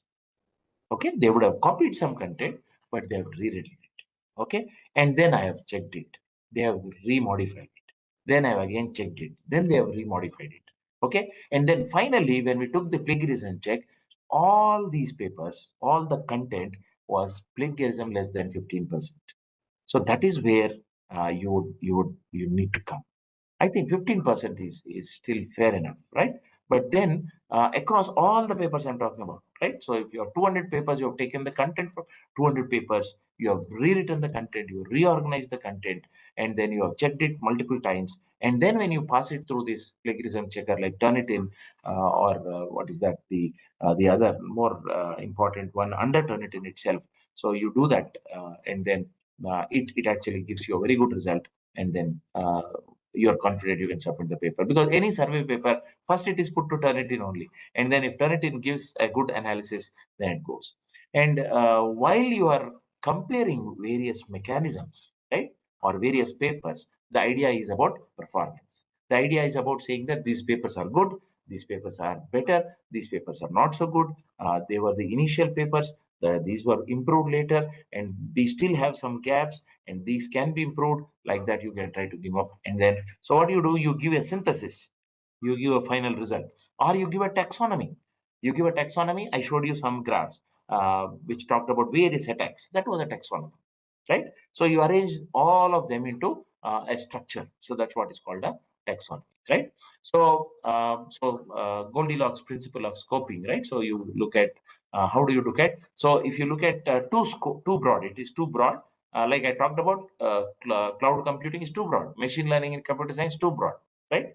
Or too narrow. What you're doing, hyperparameter tuning for CNN LSTM on data set X is too specific.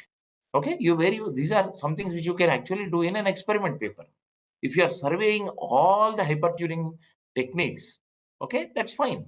Or if you are looking at various, what do you say, deep learning techniques, okay, where hypertuning is something like that, so that's okay. But then if you look at one specific aspect on one specific technique on one specific data set, and maybe some 10 papers would have used it, it will still not be a very good scope, right?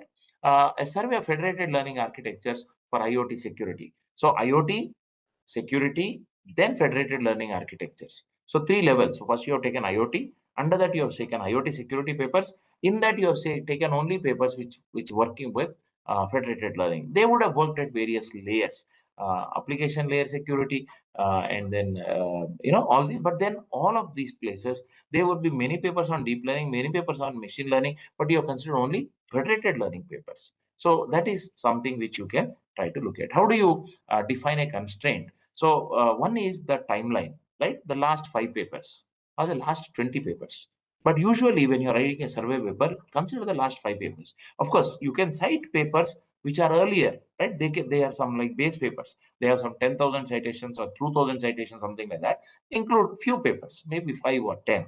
But then if you're having 200 papers, don't have 100 papers which are in the last 20 years and 100 papers which are in the last 5 years. How about 160, 170 papers which are in the last 5 years? And then maybe few papers, 30 papers which are there in the previous 10 years. So that's fine, right? The technological scope, how many sub-technologies that you want to go into? And then application scope is maybe you want to apply to healthcare, you want to apply it to surveillance, or maybe specific cases that you can try to look at, right? So the basic thing is the trap is you want the survey paper to encompass everything. And whenever we say it's comprehensive, it's exhaustive, right? What I would say is don't take a big area and don't do everything exhaustive. It will cross 30 pages. Earlier, there was no restriction for pages, Only computer and electrical engineering has no restriction. It is still allowing few pages to be included, like we had a 44-page paper. But most of the journals requested us to concise that work into 30 pages. Whatever you do, whatever you want to say, don't say everything. Say only very, very much. So what actually happens is every sentence that you use is weighty because it adds to the 30 pages. So what should be included and what should not be included is the basic challenge. So this leads to a shallow paper that reads like a dictionary. So you must be able to justify what you left certain topics out, right? So we exclude certain centralized models to focus specifically on privacy benefits of federated learning. So we write in the beginning itself that we are not doing IoT security all models. We leave out centralized models. We do only federated learning models, right? So decentralized models, we have said, right? So they are not centralized, they are decentralized. So we have said that we are looking only decentralized. So that's a scope that you look at, right? So a simple research question to do. To what extent do reinforcement learning for human feedback techniques migrate gender and racial balances in large language models without degrading the model's linguistic reasoning? So that's a kind of a research question that you can have. So you look at it is focusing on a specific methodology, it is focusing on specific problem, it is introducing a resource constraint. It says I am using only linguistic reasoning capabilities. There is a language reasoning. I cannot use all languages, right? So that's the thing. I am only using bias mitigation, right? Gender and racial bias. So I'm only looking at bias mitigation. I have a specific methodology that is reinforcement learning from human feedback. So that's a kind of a question that you need to look at. So where do you go for this? So please look into IEEE Explore, ACM Digital Library, Science Direct, which is Elsevier, Springer Link. You can have, of course, iOS Press. You can have Taylor Francis. You can have Wiley InterScience. Some of these things you can add, right? And the quality filter that you would like to add: top tier journals, top tier conferences. And of course, if you want to read a survey paper, first go to survey papers, right? You search the survey papers and then you look at, and there are some very good conferences. If you look at, if you want to go for security, like security and privacy, if you're looking at networks or information, so Infocom, Globecom, these are good conferences. CVPR, if you're looking at pattern recognition, Dr. Santosh would have just mentioned that, right? So, and then look at some criteria, right? So look at relevance. So whether you want to include which paper and you want to exclude what papers. So this paper has the research question that I have designed. I have designed a research question. Does this paper address the research question is what you have to look at. Then you look at the timelines. Last 5 years I'll consider. Last 10 years I'll consider, right? And then a peer review. Ask somebody, ask your supervisor, ask your friends. Okay, I've considered all these journals. What do you say? And they will say, don't consider all these journals. These don't, avoid these, right? But then, of course, again, do a second check. Maybe the paper may be very valuable, but it may have been published in some conference just like that, right? So, but then you need to look at that. So, what you should remove is basically you try to look at redundancy. If there are some maybe conference versions, maybe there's a very good journal paper, but there is a earlier conference version. Maybe you should not include both the things. So there may be, so just sorting on the authors. So author may have two papers which are similar looking. So then you know that first is a conference paper which was later submitted into a journal, which is usually done, right? You write a base paper of 6 pages and then you have primary contributions, but then later you write a journal paper and publish it in the journal, right? The enhanced full complete version with all the analysis, right? So both the papers are very important, but the first one is included in the second journal, right? Then there is low technical rigor, right? So sometimes there may not be methodology, there may not be metrics, there may not be experimentation. So when these are not there, just dump those papers. Don't include those papers, right? The papers may have sometimes good citations, right? And then, of course, when you are looking at some specific environments, then do away with some other drop other papers, right? Don't do everything. Or let me have a small section on this. Don't do that, right? So that's something that you can look at. Now, this is a very important aspect, what is called backward snowballing. I mentioned that when I took the session last time also, 3 days, 4 days ago, I took that session where you had backward snowballing. Backward snowballing, you go back to the past. So what you do, you take a paper and then you read the references of all those papers. That is backward snowballing, right? You take one paper, see all its references. Then go and select few papers. Let us say you find 10 good papers in that. You will open those 10 papers. 10 papers will have references. Now you will go back and pick up another 10. So 10 papers, 10 reference each, 100 papers have come. Now you take those 100 papers. Then you pick up 10 papers of this. Then you get 1,000 papers. So that snowballing goes on, right? So finding the original papers that define the concept everybody is building on is very good, right? So like that, you will have like sometimes every paper that you read will have few particular papers, right? They have done, and then sometimes they say that they have done a very good work, or they were the first to do this. So please understand those, right? So then you try to get that and start from there. So once you identify some 20-30 papers, right, which are backward snowballing you did, and you identified these are very core papers for me, right? So that becomes an important aspect.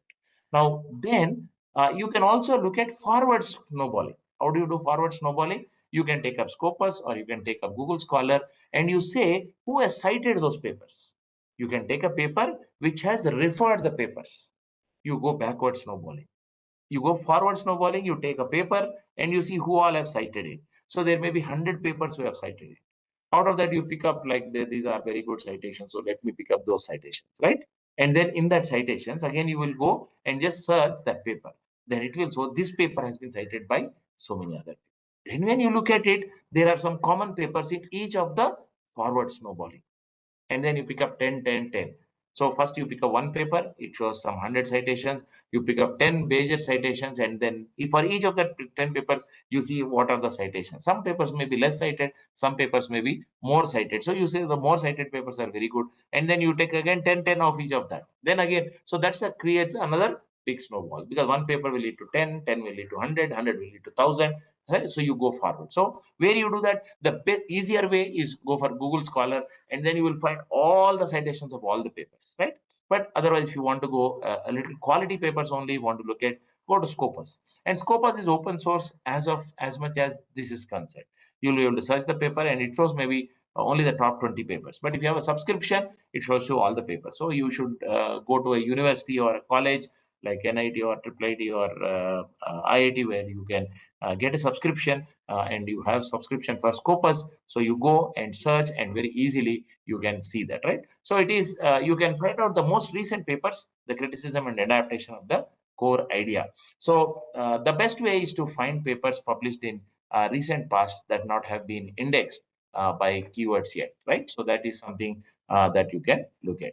And why snowballing is necessary is because the keyword searchers often miss papers that use slightly different terms, right? So the keywords do not actually get all the papers. So sometimes a paper is written with a different title altogether, but the content may be exactly very close to you, but you have not searched the paper because in the keyword that paper did not come. So snowballing ensures that you do not miss any paper. And what you can do, backward snowballing and forward snowballing will give you. The backward snowballing will give you what are the seminal works. That is the major works that are there. They are said to be seminal works, or they are very important works. And the forward snowballing will give you what is currently happening. Okay, the recent papers, 2025 papers, 2024 papers will tell you what's exactly happening now, right? So what is the relationship? As you look at past references will give you, it will take you to the backward snowballing, and future reference or the citations will take you to the forward citations, and in between you will see what is called the seminal work. So the core paper you will be able to realize in between, right, which may set, and then you can understand that that is how you are getting. So now, why do we write a survey paper? So you can build some of these things. That is the taxonomy, right? It's a hierarchical classification that categorize all survey research. So you take all the survey and you read all the papers, and then you see that these papers are related. So you see some categories. So that categories classification is what is a taxonomy. It's a unique contribution of the survey. It is a map provided to the community. So anybody who wants to research in this domain, now he has these seven, eight ideas. Now you can pick up any of these ideas and do one qualitative research. That's what you are getting. So once you read those taxonomies, you understand that, okay, I will focus on this. I will focus on this. Something like that you can get good, right? So it shifts the paper from a list of summaries to a structured knowledge base, right? So you can have a top-down approach. You start from the high-level categories, and then go to specific techniques, or you can go bottom up, right? You can take similar papers first and find a name for that cluster, right? So you can do both ways. First itself, you identify the categories, and then you put all the papers into that, or you take similar papers together, and then once you find the similarity, then you understand what is the similarity in all these papers, and say, okay, this is what is the name for that cluster. You can do both ways. Also, you can do that, right? So it's a methodology based on the models. You can categorize. You can based on how it is used, the applications that where it is used, or you can also look at the problem that is solved, right? So there may be some data heterogeneity or overhead or some metric, or some particular tool that you have used, or the methodology that you have used. So accordingly, you can divide the taxonomies, right? So as I just put it, so you have two ways. Then is one is top-down approach, that is deductive. You start with the big picture, and then you drill down into different things. So maybe based on applications, maybe based on these things. So again, under that, you have paper A, paper B, paper C, like that. You tend to do that. So you actually go into downward approach. So it is best for well-established fields where the fundamental structure is known, right? So if there is a fundamental structure is known, then you can very easily divide the subfields, right? Most of the survey papers also give us the thing, right?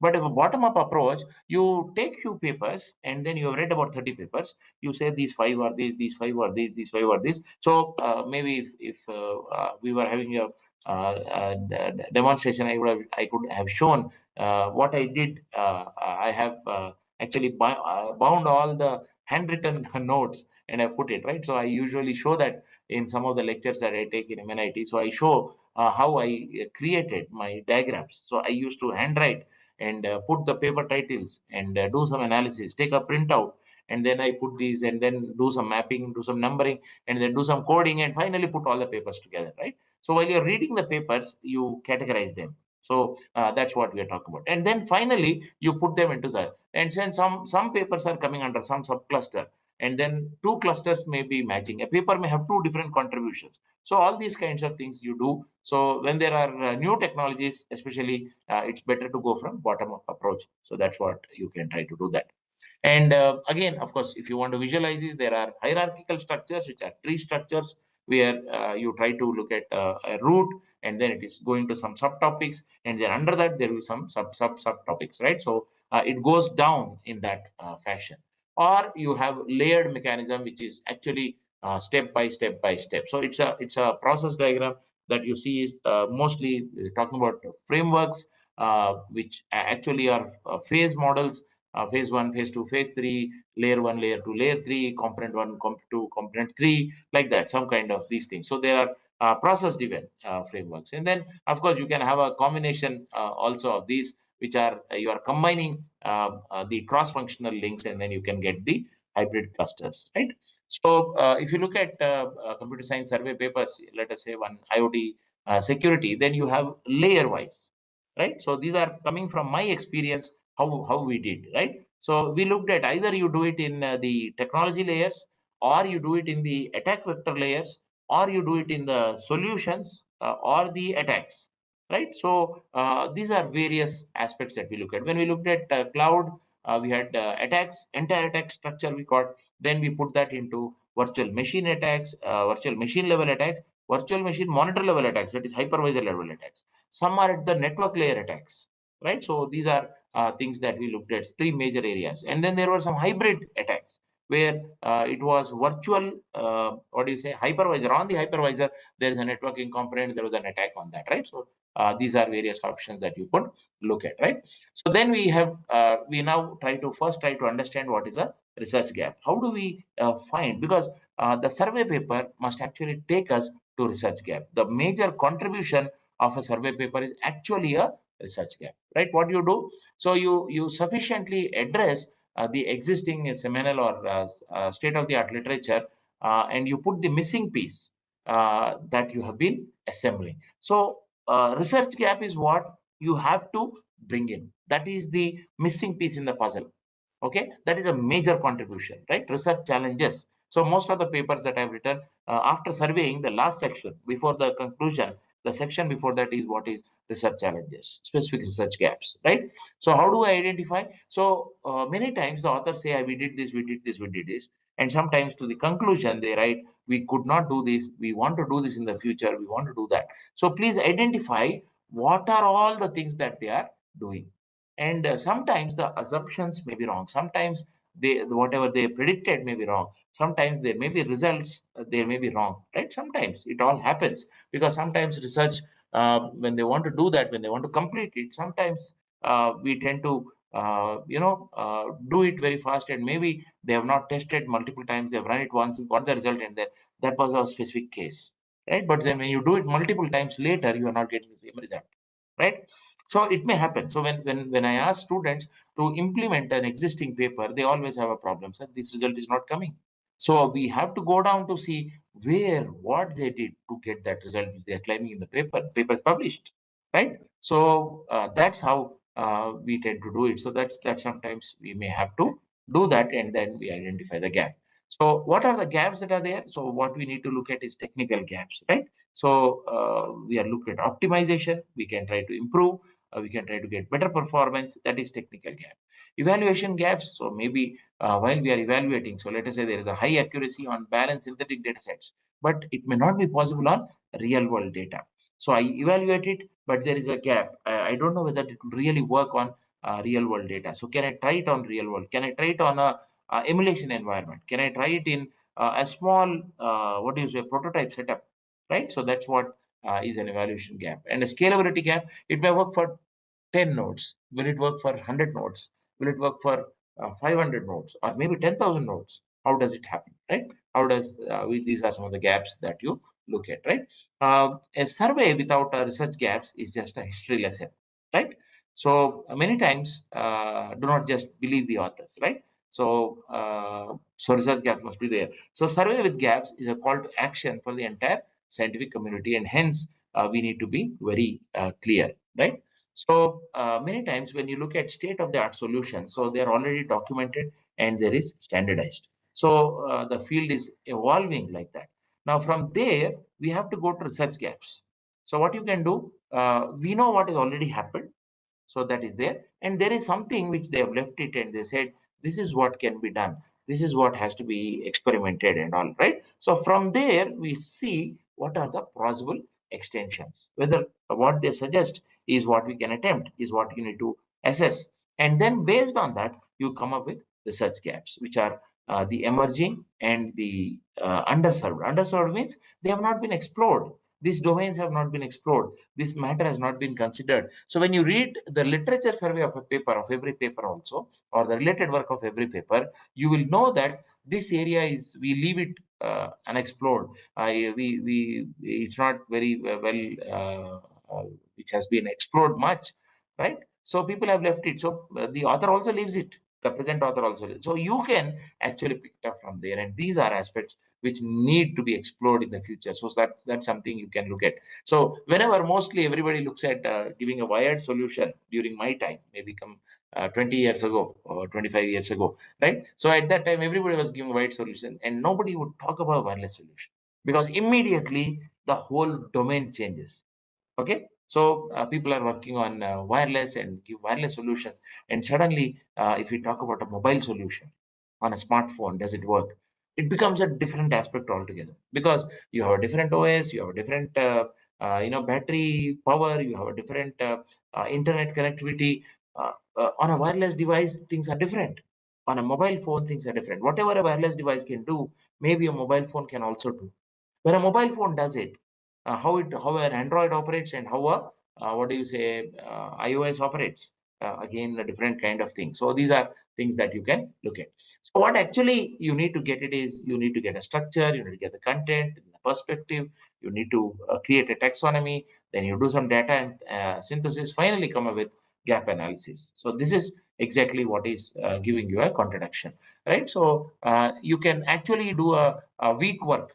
And what you do, you just arrange author and year and then write some summaries, right? And then write a historical record, right? And you can say that, okay, some things have not been done, right? Or some things have been done, some things have not been done, right? You write a history of history or abstract after abstract, you copy and then you do it, right? And gap analysis is not there. So that becomes a very weak survey. Whereas systematic survey, you have a theme, a challenge, and a taxonomy. You arrange it, right? And then you have a cross paper synthesis, right? You see which papers did well in which areas. Some papers may be very good in all areas. Then you highlight those papers. Some papers may be very good and apply to certain areas. So they are not good basically, but for a particular application, they're very good. So now you have to analyze that and tell that this particular aspect is covered, but by and large, the result is not very good. It may be 80% result, but for this particular application, this is very good, right? Because this works fine, right? And then you have to evaluate, you have to give the trends, the trade-offs, and the maturity level of that. So that's a perspective that you need to give. And then a multi-dimensional tree structure classification of the entire domain will be the great taxonomy that you can show. You can show 4 different directions and show 4 different and under that sub classifications and all that. So that becomes the entire uh, what do you say, the wisdom of the domain is put in a diagram. And that is something which is a very important contribution, right? So the data synthesis, basically you have quantitative comparison with tables with standardized metrics. So immediately by looking at the table, you know what are the metrics you have to work for. And then immediately in some papers, they actually describe those metrics, or they say you can go and read about these metrics in these books or these papers. So everything in one snapshot. Okay, now what I have to get? I have to get good results in these metrics, is what exactly happens. And then you need to put that, and then you can do that, right? So that's a way you can. And then there is explicitly you have explore the white spaces or gaps, and then you exactly give you a very clear research frontier, research challenge or gap. You try to give it. So once a good research paper is read, at least one contribution can easily be found out. So that is how you can look at. And finally, the contribution is you can give a conceptual framework, okay, or you can give a map for the field. So why do survey papers get rejected, right? So basically, when you do a dated survey, so basically, if you have 5-10 years old and you have 30-40% are not from the last 24 months, then you get it rejected. So basically, ensure that most of the papers are very recent. Don't do a survey of last 100 years, no use. Do a survey of last 5 years. You will be well appreciated. And that is where in 30 pages, now the restriction comes. ACM computing survey, communication surveys tutorial, they are not taking more than 30 pages. So within 30 pages, you have to describe at least 200 papers. Now that's very tough, with diagrams, with graphs, with tables, with comparison tables and all that. It's going to be very tough. So for that, what you need to do is you need to look at better representations of tables. That also becomes thing, right? And don't simply describe the papers. Earlier, one big tip that I got as a review was, what happened was, you had you write what do you say? You write a uh, you write paragraphs uh, of under a classification. You write so many paragraphs of papers. Earlier, that was the mechanism. But now, what they say, the recent last few survey papers which have attempted, the common aspect that is there is, don't write um, uh, 10 papers. If you are referring, don't write 10 paragraphs. So 10 paragraphs means 80 lines. Don't write 80 lines of content. What you do, take these 10 paragraphs and understand how they are similar, right? That's why you're putting it under one section. So what do? Write that commonness, right? And after that, these 10 papers can be described in 2 lines. So the commonness is described in, let us say, 20 lines. All the papers are common, they are doing the same thing. So don't describe everything that every paper is doing. So describe everything that these 10 papers are doing in 20 lines, and then another two lines about each of the paper, how different or what unique contribution each of the paper has made. And don't write it as paragraphs again. Club them more. In that 10 papers, 3 may be similar, 3 may be similar, 3 may be similar. So you write 2 paragraphs, which is basically your contribution of all these 10 papers. Then 3 papers are doing some similar thing, 3 papers are doing some similar thing, another 3 papers are doing something, 1 paper is doing something totally different. You write all of them, totally put them into 40 lines. So what actually you did was 8 into 10 lines, 80 lines you are writing. Now you have to bring it into 40 lines. So when you put 10 papers together, you read all the 10 papers repeatedly and then start writing on your own. And then you write about 4 or 5 paragraphs and conclude. So all the papers' uniqueness also must be listed. They must be referred, but you don't have to do a detail. So for every subheading, don't include 30, 40 papers. Look at very standard papers. Look at very good papers. Look at very good contribution papers. Some papers may have ended up in a transaction also, just like that. So exclude such papers, no problem. Don't have to, just for the sake of the paper which is in a journal or a transaction, I want to refer it. So look for very good contributions and do that. There may be a missing of critical analysis if you don't discuss the flaws of a paper, the limitations of a paper, or the problem of a paper. You can start with significant limitation of this paper is the computational problem that may be there, right? It may take more time or it may take more power and all that, right? A weak taxonomy, you just say a list of topics. No problem. No, it's not going to help. So you have to do a good categorization. And then sometimes the depth, right? You may write 3 pages. That's not useful. You have to write that in a very weighted way, right? So that's what is the depth, right? And you also have to tell what is the contribution, right? What is the future direction? So what is missing? So you said so much, and then you say that's very good. I did a wonderful summary, but okay, summary ka in Hindi they say nichod, or what is the essence when you take out the juice that comes out after so many times of the last thing. So that is what is needed, right? So usually reviewers call a paper shallow when it lacks critical analysis. They say it is very shallow. मतलब ऊपर से चले गया, अंदर नहीं गया, right? So every time you mention the strength of a model, try to mention a trade-off. You can just understand that it is this way or that way, right? So you can understand that, right? So, and then you can also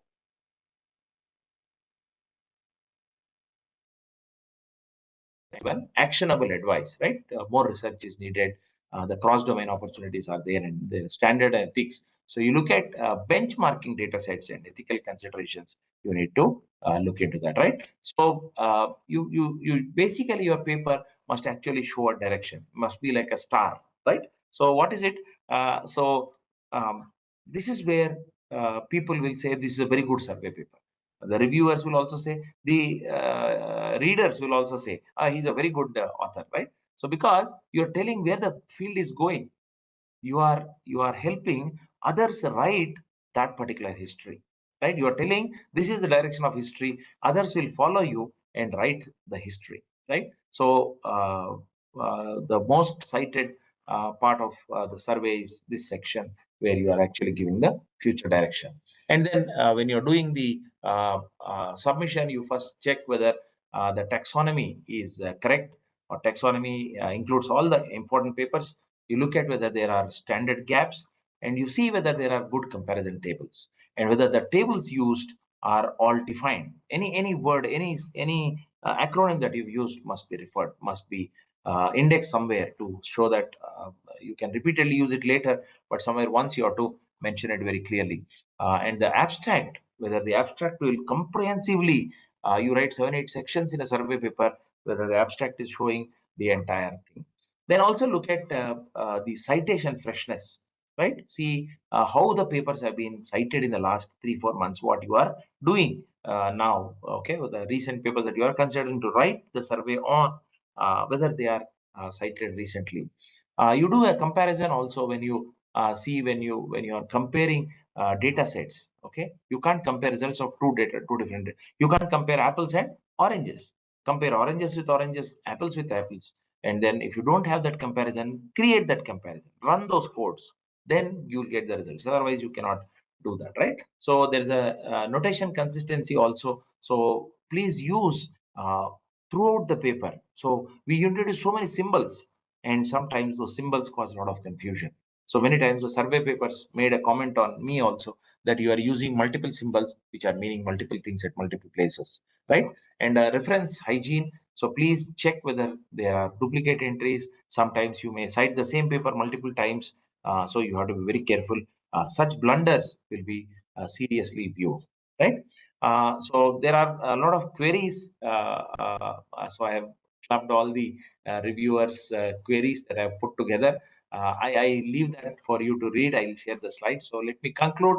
So before you read a single paper, you need a thematic lens. So what do? You start with the survey paper, in fact, right? And when you are surveying, look at the things. And when you are surveying, look at the time, technology, and applications. And then get all the papers that you read.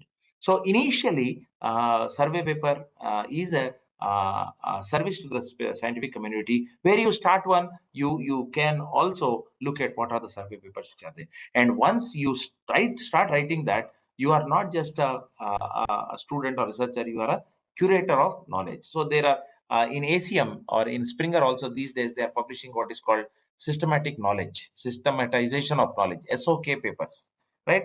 And the title itself is saying SOK.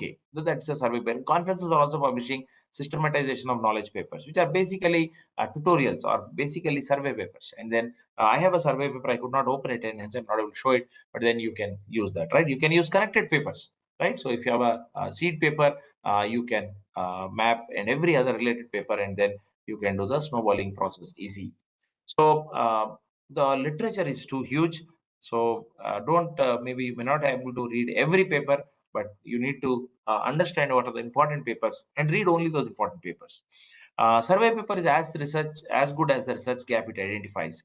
So if you don't give a future direction, survey paper is not good enough. It's a strategic investment into your research identity. If you can write a very good survey paper, which will be heavily cited later, you will become an authority in that area, right?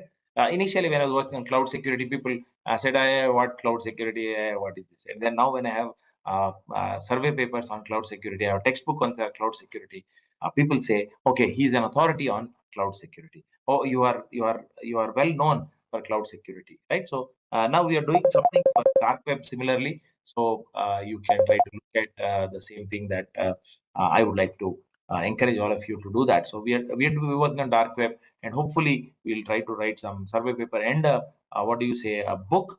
We are planning with Elsevier, and hopefully we'll try to complete that. So if you have any questions, I'll be very happy to answer. But sorry for the delay in putting all these up together. I'm very sorry for that delay. Yeah. I'll share the slides with Dr. Ravi. The previous slides also are just some adjustments I'm doing. I will share both the slides today, and hopefully you had a interesting session today. And if you have any questions, I will try to do that. Right? Yeah.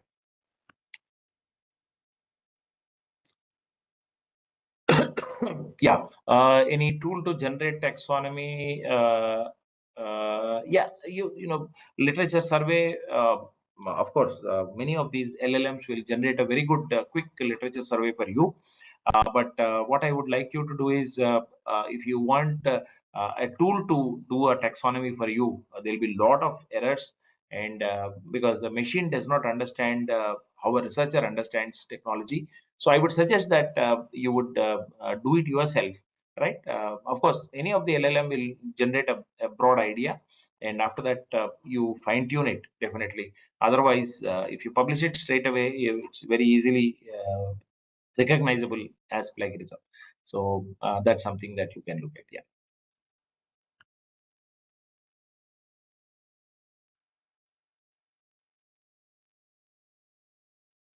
Uh, how do we validate the results if we use real-time data sets? Yes, okay.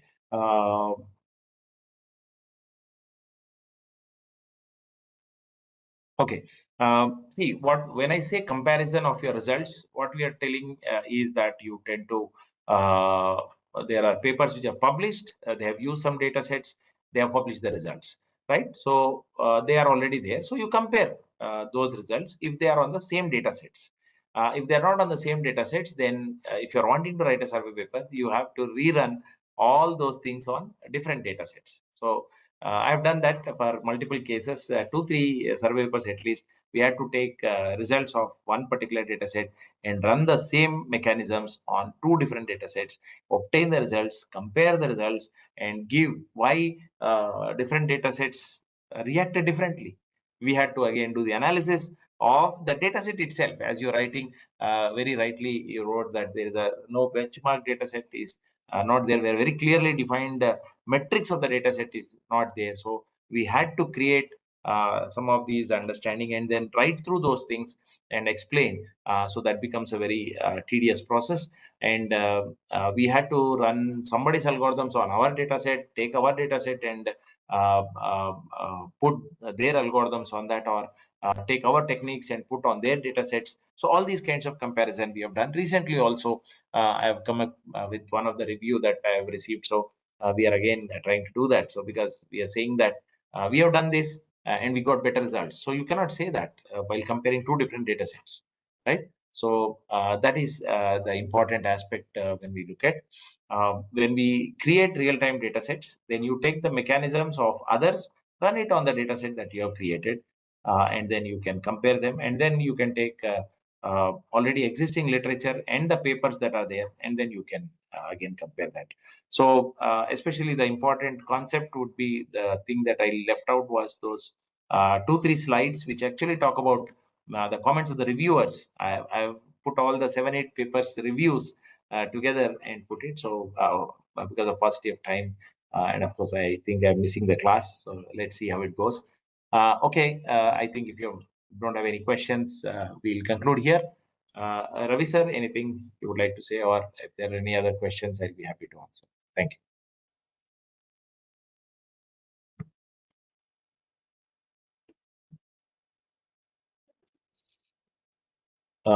Yeah, how can we approach these journals and submit our paper? Yeah, most of these papers you can directly look at. So the simple advantage, simple what do you say, caution I would say is, before you want to write a survey paper, read few survey papers from that journal, right? So if you want to publish in COMST, read few papers in COMST.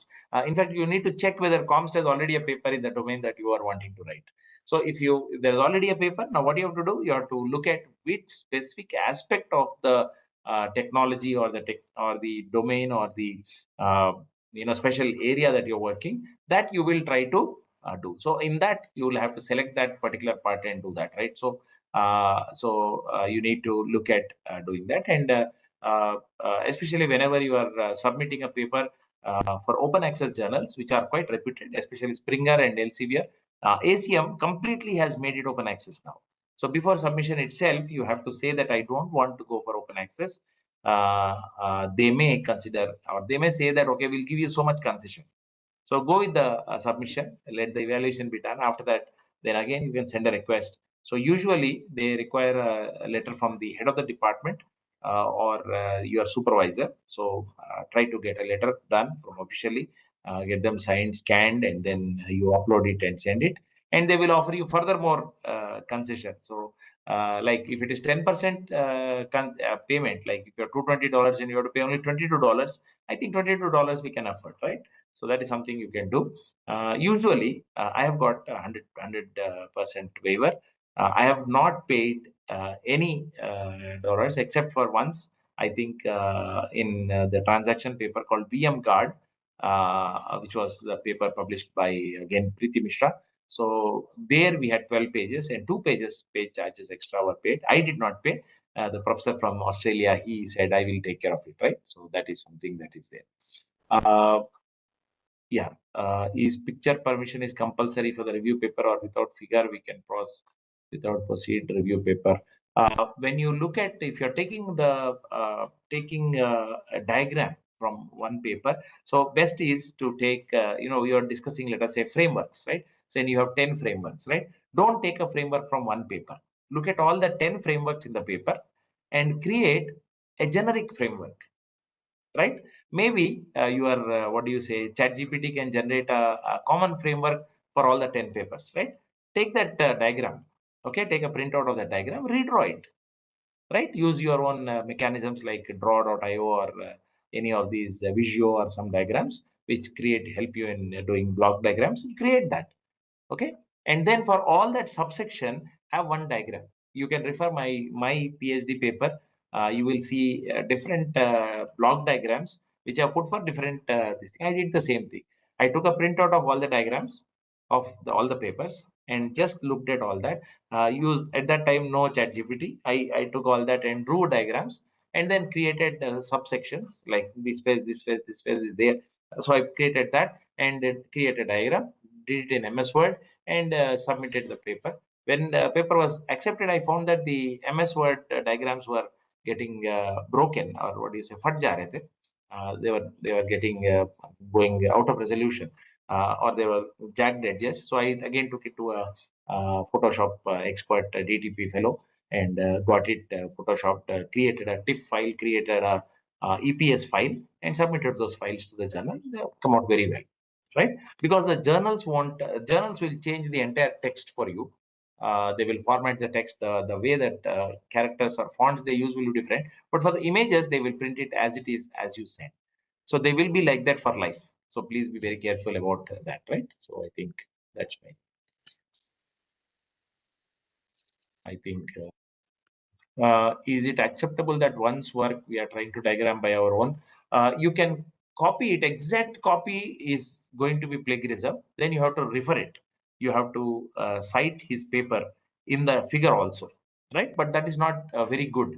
What you have to do is you take 5 figures of 5 different papers, look the similarities, create a different diagram. That's what I'm taking. If you're writing a survey paper, when if you want to show a paper, you don't have to show the read out the diagram, because you say go to that paper and refer the diagram. For the architecture, please refer the paper. That's what I do. I will never. Recently also somebody came with 4 diagrams which he has taken from 4 different papers, combined it and made a 5 paper. So I said, why do you want to show these 4 diagrams which are copied from somewhere?